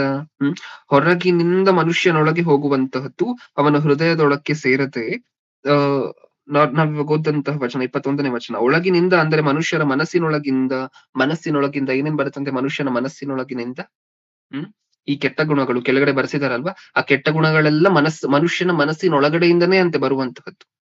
ಅದರಿಂದ ಅರ್ಥ ಆಗುವಂತಹ ವಿಚಾರ ಏನು? ಮನುಷ್ಯರ ಮನಸ್ಸು ಕೆಟ್ಟೋಗಿದ್ಯಾ? ಅಶುದ್ಧತ್ವ ತುಂಬೋಗಿದೆ. ಇವಾಗ ಶುದ್ಧಿ ಮಾಡುವಂತಹದ್ದು ಯಾರು? ಮೀನನ್ನ ಶುದ್ಧಿ ಮಾಡಿದ್ಯಾರು? ಉಪ್ಪು. ನಮ್ಮ ಗಂಟ್ಲಲ್ಲಿರುವಂತಹ ಬ್ಯಾಕ್ಟೀರಿಯಾವನ್ನ ಮೈಕ್ರೋಬಿಯಲ್ ಆಕ್ಷನ್ ಅನ್ನ ಶುದ್ಧ ಮಾಡಿದ್ಯಾರು? ಉಪ್ಪು. ನಮ್ಮ ಗಮ್ಸ್ ಅಲ್ಲಿ ಇರುವಂತಹ ಪ್ರಾಬ್ಲಮ್ ಅನ್ನ ಶುದ್ಧ ಮಾಡಿದ್ಯಾರು? ಉಪ್ಪು. ಇವಾಗ ಸಮಾಜದಲ್ಲಿ ಮನುಷ್ಯರ ಮನಸ್ಸುಗಳು ಕೆಟ್ಟೋಗಿದೆ. ಈ ಅಶುದ್ಧತ್ವವನ್ನು ತೆಗೆದುಹಾಕುವಂತಹದ್ದು ಯಾರು? ದೇವರ ವಾಕ್ಯ. ಉಪ್ಪೇನಾ? ಅದಕ್ಕೋಸ್ಕರನೇ ಅಲ್ವಾ ನಮ್ಮನ್ನ ಉಪ್ಪಿಗೆ ಹೋಲಿಸಿರುವಂತಹದ್ದು. ಹೌದಾ? ಉಪ್ಪಿನ ಕೆಲಸ ಏನು? ಅಶುದ್ಧತ್ವವನ್ನು ತೆಗೆದುಹಾಕುವಂತಹದ್ದು. ಮೀನಲ್ಲಿರುವಂತಹ ಅಶುದ್ಧತ್ವವನ್ನು ತೆಗೆದುಹಾಕ್ಲಿಕ್ಕೆ ಉಪ್ಪಲ್ಲಿ ತೊಳೆದ್ರ? ನಮ್ಮ ಥ್ರೋಟಲ್ಲಿರುವಂತಹ ಅಶುದ್ಧತ್ವವನ್ನು ತೆಗೆದುಹಾಕ್ಲಿಕ್ಕೆ ಉಪ್ಪಲ್ಲಿ ಗಾರ್ಗಲ್ ಮಾಡಿದ್ವಾ? ಇಲ್ಲೂ ಮನುಷ್ಯರ ಮನಸ್ಸುಗಳು ಕೆಟ್ಟೋಗಿದ್ಯಂತ. ಇವಾಗ ತಾನೇ ನಾವು ಓದಂತಹ ವಚನ ಅದೇ ಹೇಳ್ತು. ಮನುಷ್ಯರ ಮನಸ್ಸಿನೊಳಗಿಂದ ಹೊರಡುತ್ತೆ ಈ ಕೆಟ್ಟ ಗುಣಗಳೆಲ್ಲ. ಆದ್ರೆ ಮನುಷ್ಯರ ಮನಸ್ಸು ಕೆಟ್ಟೋಗಿದ್ಯಾ? ಆ ಮನುಷ್ಯರು ಮನಸ್ಸು ಏನ್ ಕೆಟ್ಟೋಗಿದೆ, ಈ ಕೆಟ್ಟೋಗಿರುವಂತಹ ಈ ಮನಸ್ಸಲ್ಲಿರುವಂತಹ ಅಶುದ್ಧತ್ವವನ್ನೆಲ್ಲ ತೆಗೆದು ಹಾಕಿ ಕ್ಲೀನ್ ಮಾಡುವಂತಹದ್ದು ಯಾವುದು? ಉಪ್ಪೆ. ಆದ್ರೆ ಅಂಗಡಿಯಲ್ಲಿ ಸಿಕ್ಕುವಂತಹ ಉಪ್ಪಲ್ಲ. ನಾವು ಕ್ರೈಸ್ತರು, ಇದು ನಮ್ಮ ಬಾಧ್ಯತೆ. ಅದಕ್ಕೆ ಅಲ್ವಾ ದೇವರು ನಮ್ಮನ್ನು ಉಪ್ಪಿಗೆ ಹೋಲಿಸಿರುವಂತಹದ್ದು. ನಮ್ಗೆ ಅರ್ಥ ಆಗ್ತಿದೆ ದೇವರು ನಮ್ಮನ್ನು ಏನಕ್ಕೋಸ್ಕರ ಉಪ್ಪಿಗೆ ಹೋಲಿಸಿದ್ದಾರೆ ಅಂತ ಹೇಳಿ. ಸಾಕಷ್ಟು ವಚನಗಳು ನಿಮ್ಮೆಲ್ಲರಿಗೂ ಗೊತ್ತು. ಮನುಷ್ಯರ ಮನಸ್ಸು ಹೇಗಾಗೋಗಿದೆಯಂದ್ರೆ ಮೋಸಕರವಾಗಿ ಆಗೋಗಿದೆ. ಹೌದಾ? ಇದೆಲ್ಲ ಈ ರೆಫರೆನ್ಸ್ ಗಳೆಲ್ಲ ನಮಗ್ ಗೊತ್ತಾ? ಆದಿಕಾಂಡ 6:5 ನಾವು ಓದ್ಕೊಳ್ತೀವಲ್ವಾ. ಮನುಷ್ಯರು ತಮ್ಮ ಮನಸ್ಸಲ್ಲಿ ಅನ್ಕೊಳ್ಳುವಂತಹದ್ದೆಲ್ಲ ಏನಂತೆ? ಮನುಷ್ಯರು ತಮ್ಮ ಮನಸ್ಸಲ್ಲಿ ಅನ್ಕೊಳ್ಳುವಂತಹದ್ದೆಲ್ಲ ಏನು? ಕೆಟ್ಟದ್ದೇ. ಹಾಗಾದ್ರೆ ಹೇಗಾಗೋಗಿದೆ ಮನುಷ್ಯರ ಮನಸ್ಸು? ಒಂದ್ಸರಿ ಓದೋಣ. ಆದಿಕಾಂಡ 6:5. ಆದಿಕಾಂಡ 6ನೇ ಅಧ್ಯಾಯ 5ನೇ ವಚನ. ಮನುಷ್ಯರ ಮನಸ್ಸು ಏನಾಗಿದೆ ಈ ವಚನದ ಪ್ರಕಾರ? ಮನುಷ್ಯರ ಕೆಟ್ಟತನವು ಭೂಮಿಯ ಮೇಲೆ ಹೆಚ್ಚಾಗಿರುವುದನ್ನು ಅವರ ಹೃದಯದಲ್ಲಿ ಯೋಚಿಸುವುದೆಲ್ಲವೂ ಯಾವಾಗಲೂ ಬರೀ ಕೆಟ್ಟದ್ದಾಗಿರುವುದು. ಅವರ ಹೃದಯದಲ್ಲಿ ಯೋಚಿಸುವುದೆಲ್ಲವೂ ಯಾವಾಗಲೂ ಬರೀ ಕೆಟ್ಟದ್ದಾಗಿರುವುದನ್ನು. ಹೌದಾ? ಕೆಟ್ಟದ್ದು ಅಂದ್ರೆ ಮನುಷ್ಯರ ಮನಸ್ಸಲ್ಲಿ ಏನ್ ತುಂಬಿಕೊಂಡಿದೆ? ಅಶುದ್ಧತ್ವ, ಕೆಟ್ಟದ್ದು. ಇದನ್ನ ಮತ್ತೆ ಶುಚಿ ಮಾಡುವಂತಹ ಕೆಲಸ ಯಾರ್ದು? ನಮ್ಮದೇ, ಕ್ರೈಸ್ತರದ್ದೇ. ಹೇಗೆ ಉಪ್ಪು ಮೀನಲ್ಲಿರುವಂತಹ ಅಶುದ್ಧತ್ವವನ್ನು ತೆಗೆದು ಹಾಕುತ್ತೋ, ಹೇಗೆ ನಮ್ಮ ಥ್ರೋಟಲ್ಲಿರುವಂತಹ ಮೈಕ್ರೋಬಿಯಲ್ ಆಕ್ಷನ್ ಅನ್ನು ಉಪ್ಪು ತೆಗೆದು ಹಾಕುತ್ತೋ, ಅದೇ ರೀತಿ ಅಶುದ್ಧತ್ವ, ಮನುಷ್ಯರ ಮನಸ್ಸಿನೊಳಗಡೆ ಇರುವಂತಹ ಅಶುದ್ಧತ್ವವನ್ನು ತೆಗೆದು ಹಾಕುವಂತ ಕೆಲಸ ಯಾರ್ದು? ನಮ್ಮದೇ. ಪ್ರತಿ ಸಂಡೆ ಚರ್ಚ್ ಹೋಗ್ತೀವ? ಏನಕ್ಕೋಸ್ಕರ ಹೋಗ್ತೀವಿ ಚರ್ಚ್ಗೆ? ಆ ಚರ್ಚ್ಗೆ ಹೋದಾಗ ಅಲ್ಲಿ ನಡೆಯುವಂತಹದ್ದೇ ಕ್ಲೀನಿಂಗ್ ಪ್ರೋಗ್ರಾಮ್. ಯಾವ ಕ್ಲೀನಿಂಗ್ ಪ್ರೋಗ್ರಾಮ್? ಕಸ ಗುಡಿಸುವಂತಹದ್ದಲ್ಲ, ಮನುಷ್ಯರ ಮನಸ್ಸನ್ನ ಕ್ಲೀನ್ ಮಾಡಿ ಶುದ್ಧ ಮಾಡುವಂತಹದ್ದೇ ಆ ಕ್ಲೀನಿಂಗ್ ಪ್ರೋಗ್ರಾಮೇ ನೀವು ಸಂಡೆ ಹೋಗುವಂತಹದ್ದು, ಆರಾಧನೆಗೆ ಪಾಲ್ಗೊಳ್ಳುವಂತಹದ್ದೆಲ್ಲ. ಹೌದಾ? ನೀವು ಹೋಗಿ ಕುತ್ಕೊಂಡಾಗ ಭಾನುವಾರ ಪ್ರಸಂಗಗಳನ್ನ ಕೇಳ್ಬೇಕಾದ್ರೆ ಅಲ್ಲಿ ನಡೆಯುವಂತಹದ್ದೇ ಕ್ಲೀನಿಂಗ್ ಪ್ರೋಗ್ರಾಮ್. ಮನುಷ್ಯರ ಮನಸ್ಸುಗಳು ಕೆಟ್ಟೋಗಿದೆ ಅಂತ ಇವಾಗ ತಾನೇ ಓದ್ಕೊಂಡಿದೀವ. ಆ ಮನುಷ್ಯರ ಮನಸ್ಸುಗಳನ್ನ ಕ್ಲೀನ್ ಮಾಡುವಂತ ಕಾರ್ಯಕ್ರಮನೇ ಸಂಡೆ ನಡೆಯುವಂತ ಕಾರ್ಯಕ್ರಮ. ಅದು ಕ್ಲೀನ್ ಮಾಡುವಂತಹ ಕಾರ್ಯಕ್ರಮನೇ ಪ್ರತಿದಿನ ನೀವು ನೋಡ್ತಿರುವಂತಹ ಗೂಗಲ್ ಮೀಟ್. ಹೌದಾ? ದೇವರ ವಾಕ್ಯವನ್ನ ಹಿಡಿದು ಕೆಟ್ಟು ಹೋಗಿರುವಂತಹ ಮನುಷ್ಯರ ಮನಸ್ಸುಗಳನ್ನ ಸ್ವಚ್ಛ ಮಾಡುವಂತಹದ್ದೇ ಉಪ್ಪಿನ ಇನ್ನೊಂದು ಗುಣಲಕ್ಷಣ. ಈ ಉಪ್ಪಿ ಕೆಲಸವನ್ನ ಮಾಡುತ್ತಾ ಮಲಿನವನ್ನ ತೆಗೆದುಹಾಕತ್ತೆ ಅಂತ ಅವಾಗ್ಲಿಂದ ಮಾತಾಡ್ಕೊಳ್ತಿದ್ವಿ. ಈ ಮಲಿನ ಆಗಿರುವಂತಹದ್ದು ಎಲ್ಲಿ? ಹೊರಗಡೆ ಅಲ್ಲ, ಮನುಷ್ಯರ ಮನಸ್ಸಿನೊಳಗಡೆ. ಈ ಮನುಷ್ಯರ ಮನಸ್ಸಿನೊಳಗಡೆ ಆಗಿರುವಂತಹ ಮಲಿನವನ್ನ ತೆಗೆದು ಹಾಕ್ಲಿಕ್ಕೆ ದೇವರ ವಾಕ್ಯ ಹೆಲ್ಪ್ ಮಾಡುತ್ತೆ ನಮಗೆ. ಅದನ್ನ ಇಟ್ಕೊಂಡು ನಾವೇ ಅಲ್ವಾ ಕ್ಲೀನ್ ಮಾಡ್ಬೇಕಾಗಿರುವಂತಹದ್ದು ಮನುಷ್ಯರ ಮನಸ್ಸುಗಳನ್ನ. ಹೌದು, ಅದಕ್ಕೆ ನಮ್ಮನ್ನು ಉಪ್ಪಿಗೋಸ್ಕರ ಹೋಲಿಸಿದ್ದಾರೆ. ಅಲ್ಲಿ ಉಪ್ಪು ಅಶುದ್ಧತ್ವವನ್ನ ಮೀನಲ್ಲಿ ತೆಗೆದಾಕ್ತು, ಇಲ್ಲಿ ನಾವು ಮನುಷ್ಯರ ಮನಸ್ಸಲ್ಲಿರುವಂತ ಅಶುದ್ಧತ್ವವನ್ನ ತೆಗೆದಾಕ್ತು. ಅರ್ಥ ಆಯ್ತಾ ನಮಗೆ ಸಂದೇಶ? ಏನೇನ್ ಅರ್ಥ ಆಯ್ತು ಸಂದೇಶದಲ್ಲಿ ನಮಗೆ? ಉಪ್ಪಿಗೆ ಏನಕ್ಕೋಸ್ಕರ ಹೋಲಿಸಿದಾರೆ ದೇವ್ರು? ಅದು ಕಡಿಮೆ ಬ್ರದರ್, 10 ರೂಪಾಯಿನೇ 1 kg. 15 ರೂಪಾಯಿನೇ 1 kg ಸಿಕ್ಕುತ್ತೆ ಉಪ್ಪು. 15 ರೂಪಾಯಿ ಕೊಟ್ರೆ ಟಾಟಾ ಸಾಲ್ಟ್. ಓಕೆ, 1 kg ನಿಮಗೆ ಉಪ್ಪು ಸಿಕ್ಕಿದ್ರೆ ಅದರ ಬೆಲೆ ಕಡಿಮೆ ಆಗುತ್ತಾ? ಉಪ್ಪಿಲ್ಲದೆ ನಮ್ಮ ಜೀವನಗಳನ್ನು ಊಹೆ ಮಾಡ್ಕೊಳ್ಲಿಕ್ಕೂ ಆಗೋದಿಲ್ಲ ಅಲ್ವಾ? ಅದೇ ರೀತಿ ಕ್ರೈಸ್ತರಿಲ್ಲದೆ ಈ ಪ್ರಪಂಚವನ್ನ ಊಹೆ ಮಾಡ್ಕೊಳ್ಲಿಕ್ಕೆ ಆಗೋದಿಲ್ಲ ಪ್ರಿಯರೇ. ದೇವರ ಮಕ್ಕಳಿಲ್ಲದೆ ಈ ಪ್ರಪಂಚವನ್ನ ಊಹೆ ಮಾಡ್ಕೊಳ್ಲಿಕ್ಕೆ ಆಗೋದಿಲ್ಲ. ದೇವರು ಅಷ್ಟು ದೊಡ್ಡ ಉಪ್ಪಿಗೆ, ಅಷ್ಟು ಶ್ರೇಷ್ಠವಾಗಿರುವಂತಹ ಪದಾರ್ಥಕ್ಕೆ, ಅಷ್ಟೊಂದು ರುಚಿ ಕೊಡುವಂತಹ ಪದಾರ್ಥಕ್ಕೆ ನಮ್ಮನ್ನು ಹೋಲಿಸಿದ್ದಾರೆ. ಒಂದ್ಸರಿ ಯೋಚನೆ ಮಾಡಿ ನೋಡೋಣ. ಒಂದ್ಸರಿ ಇವತ್ತು ಕುತ್ಕೊಂಡು ಆಲೋಚನೆ ಮಾಡ್ತೀರಾ ಸಂದೇಶ ಆದ ನಂತರ? ಇಷ್ಟೊಂದು ಶ್ರೇಷ್ಠವಾಗಿರುವಂತ ಉಪ್ಪಿಗೆ ನಮ್ಮನ್ನು ಹೋಲಿಸ್ತಾ ತಂದೆ? ಯಾಕಂದ್ರೆ ನಾವ್ ಯೋಗ್ಯರಲ್ಲ. ನಿಜವಾಗ್ಲೂ ಹೇಳ್ಬೇಕಂದ್ರೆ 15 ರೂಪಾಯಿ ಅಂಗಡಿಯಿಂದ ನೀವು ತಗೊಂಡ್ ಬರ್ತೀರಲ್ವಾ ಉಪ್ಪು, ಆ ಉಪ್ಪಿಗೂ ಸಹ ನಮ್ಮನ್ನ ನಾವು ಹೋಲಿಸ್ಕೊಳ್ಲಿಕ್ಕೆ ಯೋಗ್ಯರಲ್ಲ. ಯಾಕಂದ್ರೆ ಉಪ್ಪು ಸಾಕಷ್ಟು ಕೆಲಸ ಮಾಡ್ತಿದೆ. ನೀವು 15 ರೂಪಾಯಿನೇ ಅಂತ ಚೀಪ್ ಆಗಿ ನೋಡ್ತಿರುವಂತ ಉಪ್ಪು ಸಾಕಷ್ಟು ಕೆಲಸ ಮಾಡ್ತಿದೆ, ನಮಗ್ ಸಾಕಷ್ಟು ಕೆಲಸಕ್ಕೆ ಬರ್ತಿದೆ, ನಮ್ಮ ಜೀವನಗಳನ್ನ ಸುಧಾರಣೆ ಮಾಡ್ತಿದೆ. ನಾವು ಪ್ರತಿದಿನ ಊಟ ಮಾಡ್ತಿದೀವಿ ಅಂದ್ರೆ ಅದೇ ಉಪ್ಪಿಂದ. 15 ರೂಪಾಯಿನೇ ಬ್ರದರ್, ಚೀಪ್ ಬ್ರದರ್ ಅಂತಿದ್ದೀರಲ್ವಾ? ಆ 15 ರೂಪಾಯಿಂದಲೇ ಪ್ರತಿದಿನ ನಾವು ಹೊಟ್ಟೆ ತುಂಬಿಸ್ಕೊಳ್ತಿದೀವಿ. ಆ 15 ರೂಪಾಯಿ ಉಪ್ಪು ಹಾಕದೆ ಹೋಗಿ, ಆ 15 ರೂಪಾಯಿ ಉಪ್ಪು ಹಾಕದೆ ಹೋಗಿ ನೀವ್ 800 ರೂಪಾಯಿ ಮಟನ್ ತಂದು ಮನೇಲಿ ಮಾಡ್ಕೊಂಡ್ರು ಸಹ ವೇಸ್ಟ್ ಅಲ್ವಾ? ಉಪ್ಪು ಹಾಕಿಲ್ಲ ಅಂತ ಅನ್ಕೊಳ್ಳಿ, ವೇಸ್ಟ್ ಅಲ್ವಾ ಮಟನ್ ಸಾಂಬಾರೇ? ಆ 800 ರೂಪಾಯಿ 700 ರೂಪಾಯಿ ನೀವು ಕೊಟ್ಟು ತರುವಂತಹ ಮಟನ್ಗೂ ಸಹ ರುಚಿ ಕೊಡುವಂತಹದ್ದು ಯಾವ್ದು ಗೊತ್ತಾ? ಈ 15 ರೂಪಾಯಿ ಕೊಡುವಂತಹ ಉಪ್ಪೇ. ಅಷ್ಟು ಶ್ರೇಷ್ಠವಾಗಿರುವಂತಹದ್ದು ಉಪ್ಪು. ನಾವು ಉಪ್ಪಿಗೆ ನಮ್ಮನ್ನ ಹೋಲಿಸ್ಕೊಳ್ಲಿಕ್ಕೆ ಅರ್ಹರಲ್ಲ ಪ್ರಿಯರೇ, ಯೋಗ್ಯರಲ್ಲ. ಆದ್ರೂ ದೇವರು ನಮ್ಮನ್ನು ಹೋಲಿಸಿದ್ದಾರೆ. ದೊಡ್ಡ ಮನಸ್ಸು ಮಾಡಿ ದೇವರ ಮನಸ್ಸು ವಿಶಾಲವಾಗಿರುವಂತಹದ್ದಲ್ವಾ?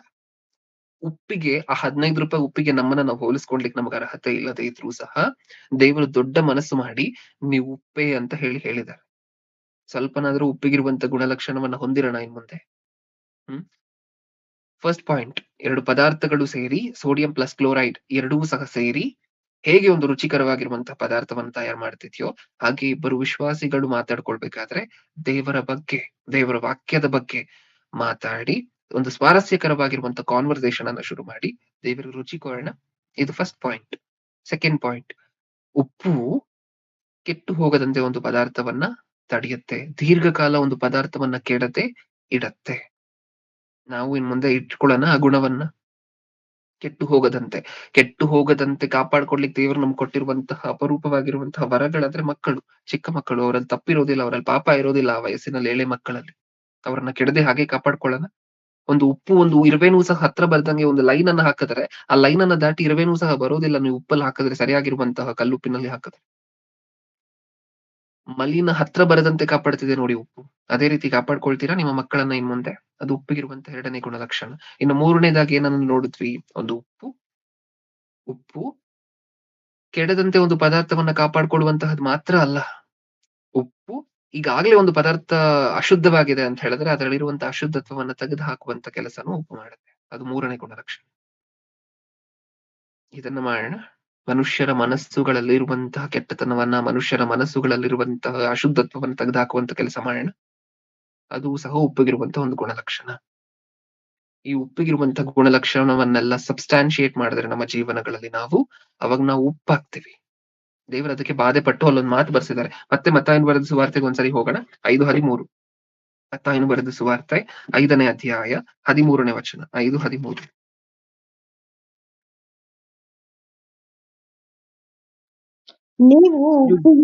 ನೀವು ಭೂಮಿಗೆ ಉಪ್ಪಾಗಿದ್ದೀರಿ. ಉಪ್ಪು ಸಪ್ಪಗಾದರೆ ಅದಕ್ಕೆ ಯಾಕರಿಂದ ರುಚಿ ಬಂದೀತು? ಈ ವಚನ ಓದಿದಾಗ ನಮ್ಗೇನ್ ಅರ್ಥ ಆಗ್ತದೆ? ಉಪ್ಪು ಸಪ್ಪಗಾದರೆ ದೇವ್ರು ನಮ್ಮನ್ನು ಉಪ್ಪಿಗೆ ಹೋಲಿಸಿದ್ದಾರೆ. ಹೌದಾ? ಕ್ರೈಸ್ತರನ್ನು ಉಪ್ಪಿಗೆ ಹೋಲಿಸಿದ್ದಾರೆ. ನೀವು ಭೂಮಿಗೆ ಉಪ್ಪಾಗಿದ್ದೀರಿ. ಉಪ್ಪು ಸಪ್ಪಗಾದರೆ ಅದಕ್ಕೆ ಇನ್ನಾತರಿಂದ ಉಪ್ಪಿನ ರುಚಿ ಬಂದಿತ್ತು. ದೇವ್ರು ನಮ್ಮ ಜೊತೆನೆ ಮಾತಾಡ್ತಿರುವಂತಹದ್ದು. ಮಕ್ಳ, ನಾನ್ ನಿಮ್ಮನ್ನ ಉಪ್ಪಿಗೆ ಹೋಲಿಸಿದೀನಿ. ಓಕೆ, ನೀವೇ ಹೇಳಿ, ಉಪ್ಪೇ ಸಪ್ಪಗಾಗೋದ್ರೆ, ಉಪ್ಪೇ ರುಚಿ ಇಲ್ಲದೆ ಇರುವಂತಹದ್ದಾಗೋದ್ರೆ ಇನ್ ಯಾವ ಪದಾರ್ಥದಿಂದ ಅದಕ್ಕೆ ರುಚಿ ಬರುತ್ತೆ ಹೇಳಿ? ಈ ಕ್ವೆಶ್ಚನ್ ನಮ್ಗೆ ಅರ್ಥ ಆಯ್ತಾ? ಮಕ್ಕಳ, ನಿಮ್ಮನ್ನ ನಾನು ಉಪ್ಪಿಗೆ ಹೋಲಿಸಿದೀನಿ. ನೀವೇ ಸಪ್ಪಗಾಗೋದ್ರೆ, ಉಪ್ಪೇ ಸಪ್ಪಗಾಗೋದ್ರೆ ಇನ್ಯಾವುದರಿಂದ ಉಪ್ಪಿಗೆ ರುಚಿ ಬರುತ್ತೆ? ಇನ್ಯಾವುದರಿಂದ ಉಪ್ಪು ಶಕ್ತಿ ಬರುತ್ತೆ? ನೀವು ಹೇಳಿ. ಅರ್ಥ ಆಗಿಲ್ವಾ? ಓಕೆ, ನೀವೊಂದು ಸಿಹಿ ತಿಂಡಿಯನ್ನ ಮಾಡ್ತಿದ್ದೀರಾ ಅಂತ ಅನ್ಕೊಳ್ಳಿ ನಿಮ್ಮ ಮನೆಯಲ್ಲಿ. ಓಕೆ, ಸಕ್ಕರೆ ಬದಲು ಏನೇನ್ ಬಳಕೆ ಮಾಡ್ಬೋದು ಹೇಳಿ ಪ್ರಿಯರೇ? ಪಾಯಸ ಮಾಡ್ತಿದ್ದೀರಾ ಅಂತ ಅನ್ಕೊಳ್ಳಿ, ಸಕ್ಕರೆ ಬದಲು ಏನೇನ್ ಬಳಕೆ ಮಾಡ್ಬೋದು ಹೇಳಿ? ಪಾಯಸ ಮಾಡ್ತಿದ್ರೆ ಸಕ್ಕರೆ ಬದಲು ಏನೇನ್ ಬಳಕೆ ಮಾಡ್ಬೋದು? ಸಕ್ಕರೆ ಬದಲು ಬೆಲ್ಲ ಬಳಕೆ ಮಾಡ್ಬೋದಾ? ಜಾಗ್ರಿ ಅಂತ ಕರಿತೀವಲ್ವಾ? ಓಕೆ, ಬೆಲ್ಲವನ್ನ ಬಳಕೆ ಮಾಡ್ಬೋದಾ? ಮಾಡಬಹುದು. ಓಕೆ, ಈಗ ಒಂದು ಅಡ್ಗೆಯನ್ನ ಮಾಡ್ತಿದ್ದೀರಾ, ಒಂದು ಸಾಂಬಾರನ್ನ ಮಾಡ್ತಿದ್ದೀರಾ. ಓಕೆ, ಆ ಸಾಂಬಾರನ್ನ ಬಳಕೆ ಮಾಡ್ಬೇಕಾದ್ರೆ ಉಪ್ಪು ಹಾಕ್ಬೇಕು. ಈಗ ಉಪ್ಪು ಬದಲು ಬೇರೆ ಏನೇನ್ ಹಾಕ್ಬೋದು ಹೇಳಿ ಒಂದ್ಸಾರಿ? ಉಪ್ಪು ಬದಲು ಬೇರೆ ಏನೇನ್ ಹಾಕ್ಬೋದು? ಏನು ಹಾಕಕ್ಕಾಗಲ್ಲ. ಏನಾದ್ರು ಯೋಚನೆ ಮಾಡಿ. ಏನಾದ್ರು ಬರ್ತಿದ್ಯಾ ಮೈಂಡ್ಗೆ? ಏನು ಬರ್ತಿಲ್ಲ ಅಲ್ವಾ? ಅದು ಉಪ್ಪಿಗಿರುವಂತಹ ದೊಡ್ಡ ಸ್ಥಿತಿ. ಅದು ಉಪ್ಪಿಗಿರುವಂತಹ ಗುಣಲಕ್ಷಣ. ನೀವು ಸಕ್ಕರೆಯನ್ನ ಬೇಕಾದ್ರೂ ಇನ್ನೊಂದು ಪದಾರ್ಥದ ಮೂಲಕ ರೀಪ್ಲೇಸ್ ಮಾಡ್ಬೋದು.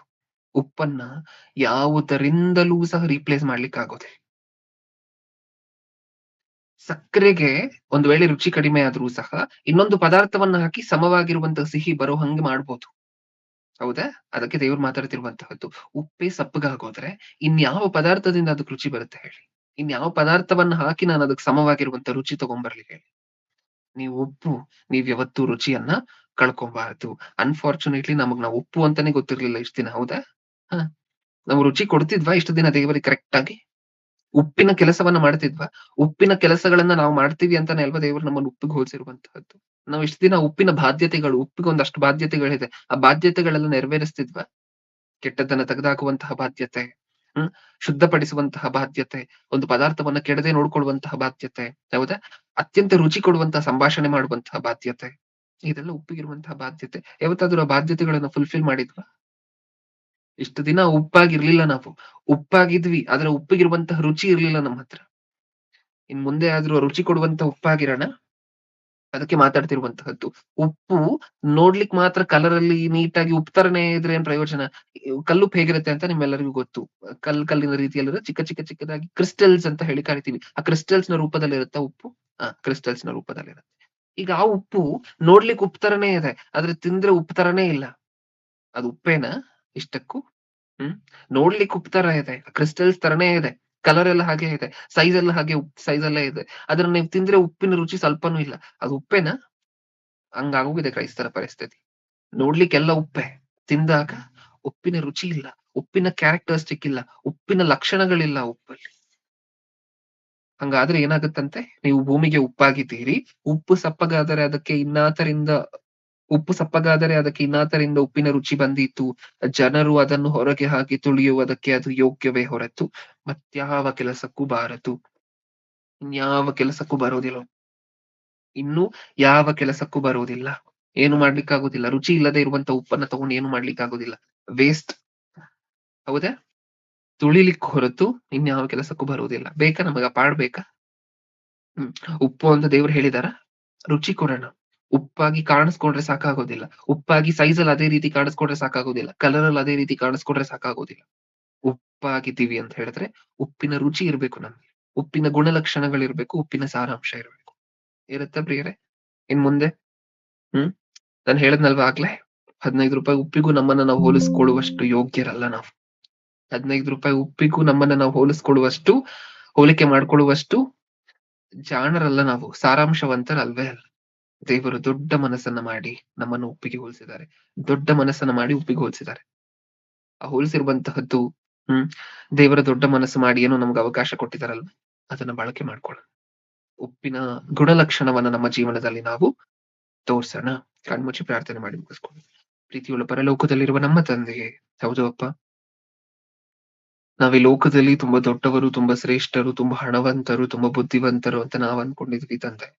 ಆದ್ರೆ ಉಪ್ಪಿಗೆ ನಮ್ಮನ್ನ ನಾವು ಹೋಲಿಸ್ಕೊಳ್ಳುವಷ್ಟು ದೊಡ್ಡರೂ ನಾವಲ್ಲ ತಂದೆ. ನೀವು ದೊಡ್ಡ ಮನಸ್ಸನ್ನ ಮಾಡಿ ನಮ್ಮನ್ನು ಉಪ್ಪಿಗೆ ಹೋಲಿಸಿದೀರ. ಅದರಲ್ಲಿರುವಂತಹ ಗುಣಲಕ್ಷಣಗಳನ್ನ ನಮ್ಮ ಜೀವನದಲ್ಲಿ ನಾವು ಪ್ರದರ್ಶಿಸ್ಲಿಕ್ಕೆ ಬೇಕಾಗಿರುವಂತಹ ಬಲವನ್ನ, ಶಕ್ತಿಯನ್ನು ನಮಗೆ ದಯಪಾಲಿಸಿ ಅನ್ನುವಂತಹ ಬೇಡಿಕೆ ನಿಮ್ಮ ಮುಂದೆ ಇಡ್ತಾ, ಉಪ್ಪು ಇಷ್ಟೊಂದು ಕೆಲಸ ಮಾಡುತ್ತಾ ಅಂತ ಹೇಳಿ ಇವತ್ತು ಗೊತ್ತಾಗಿದೆ ತಂದೆ.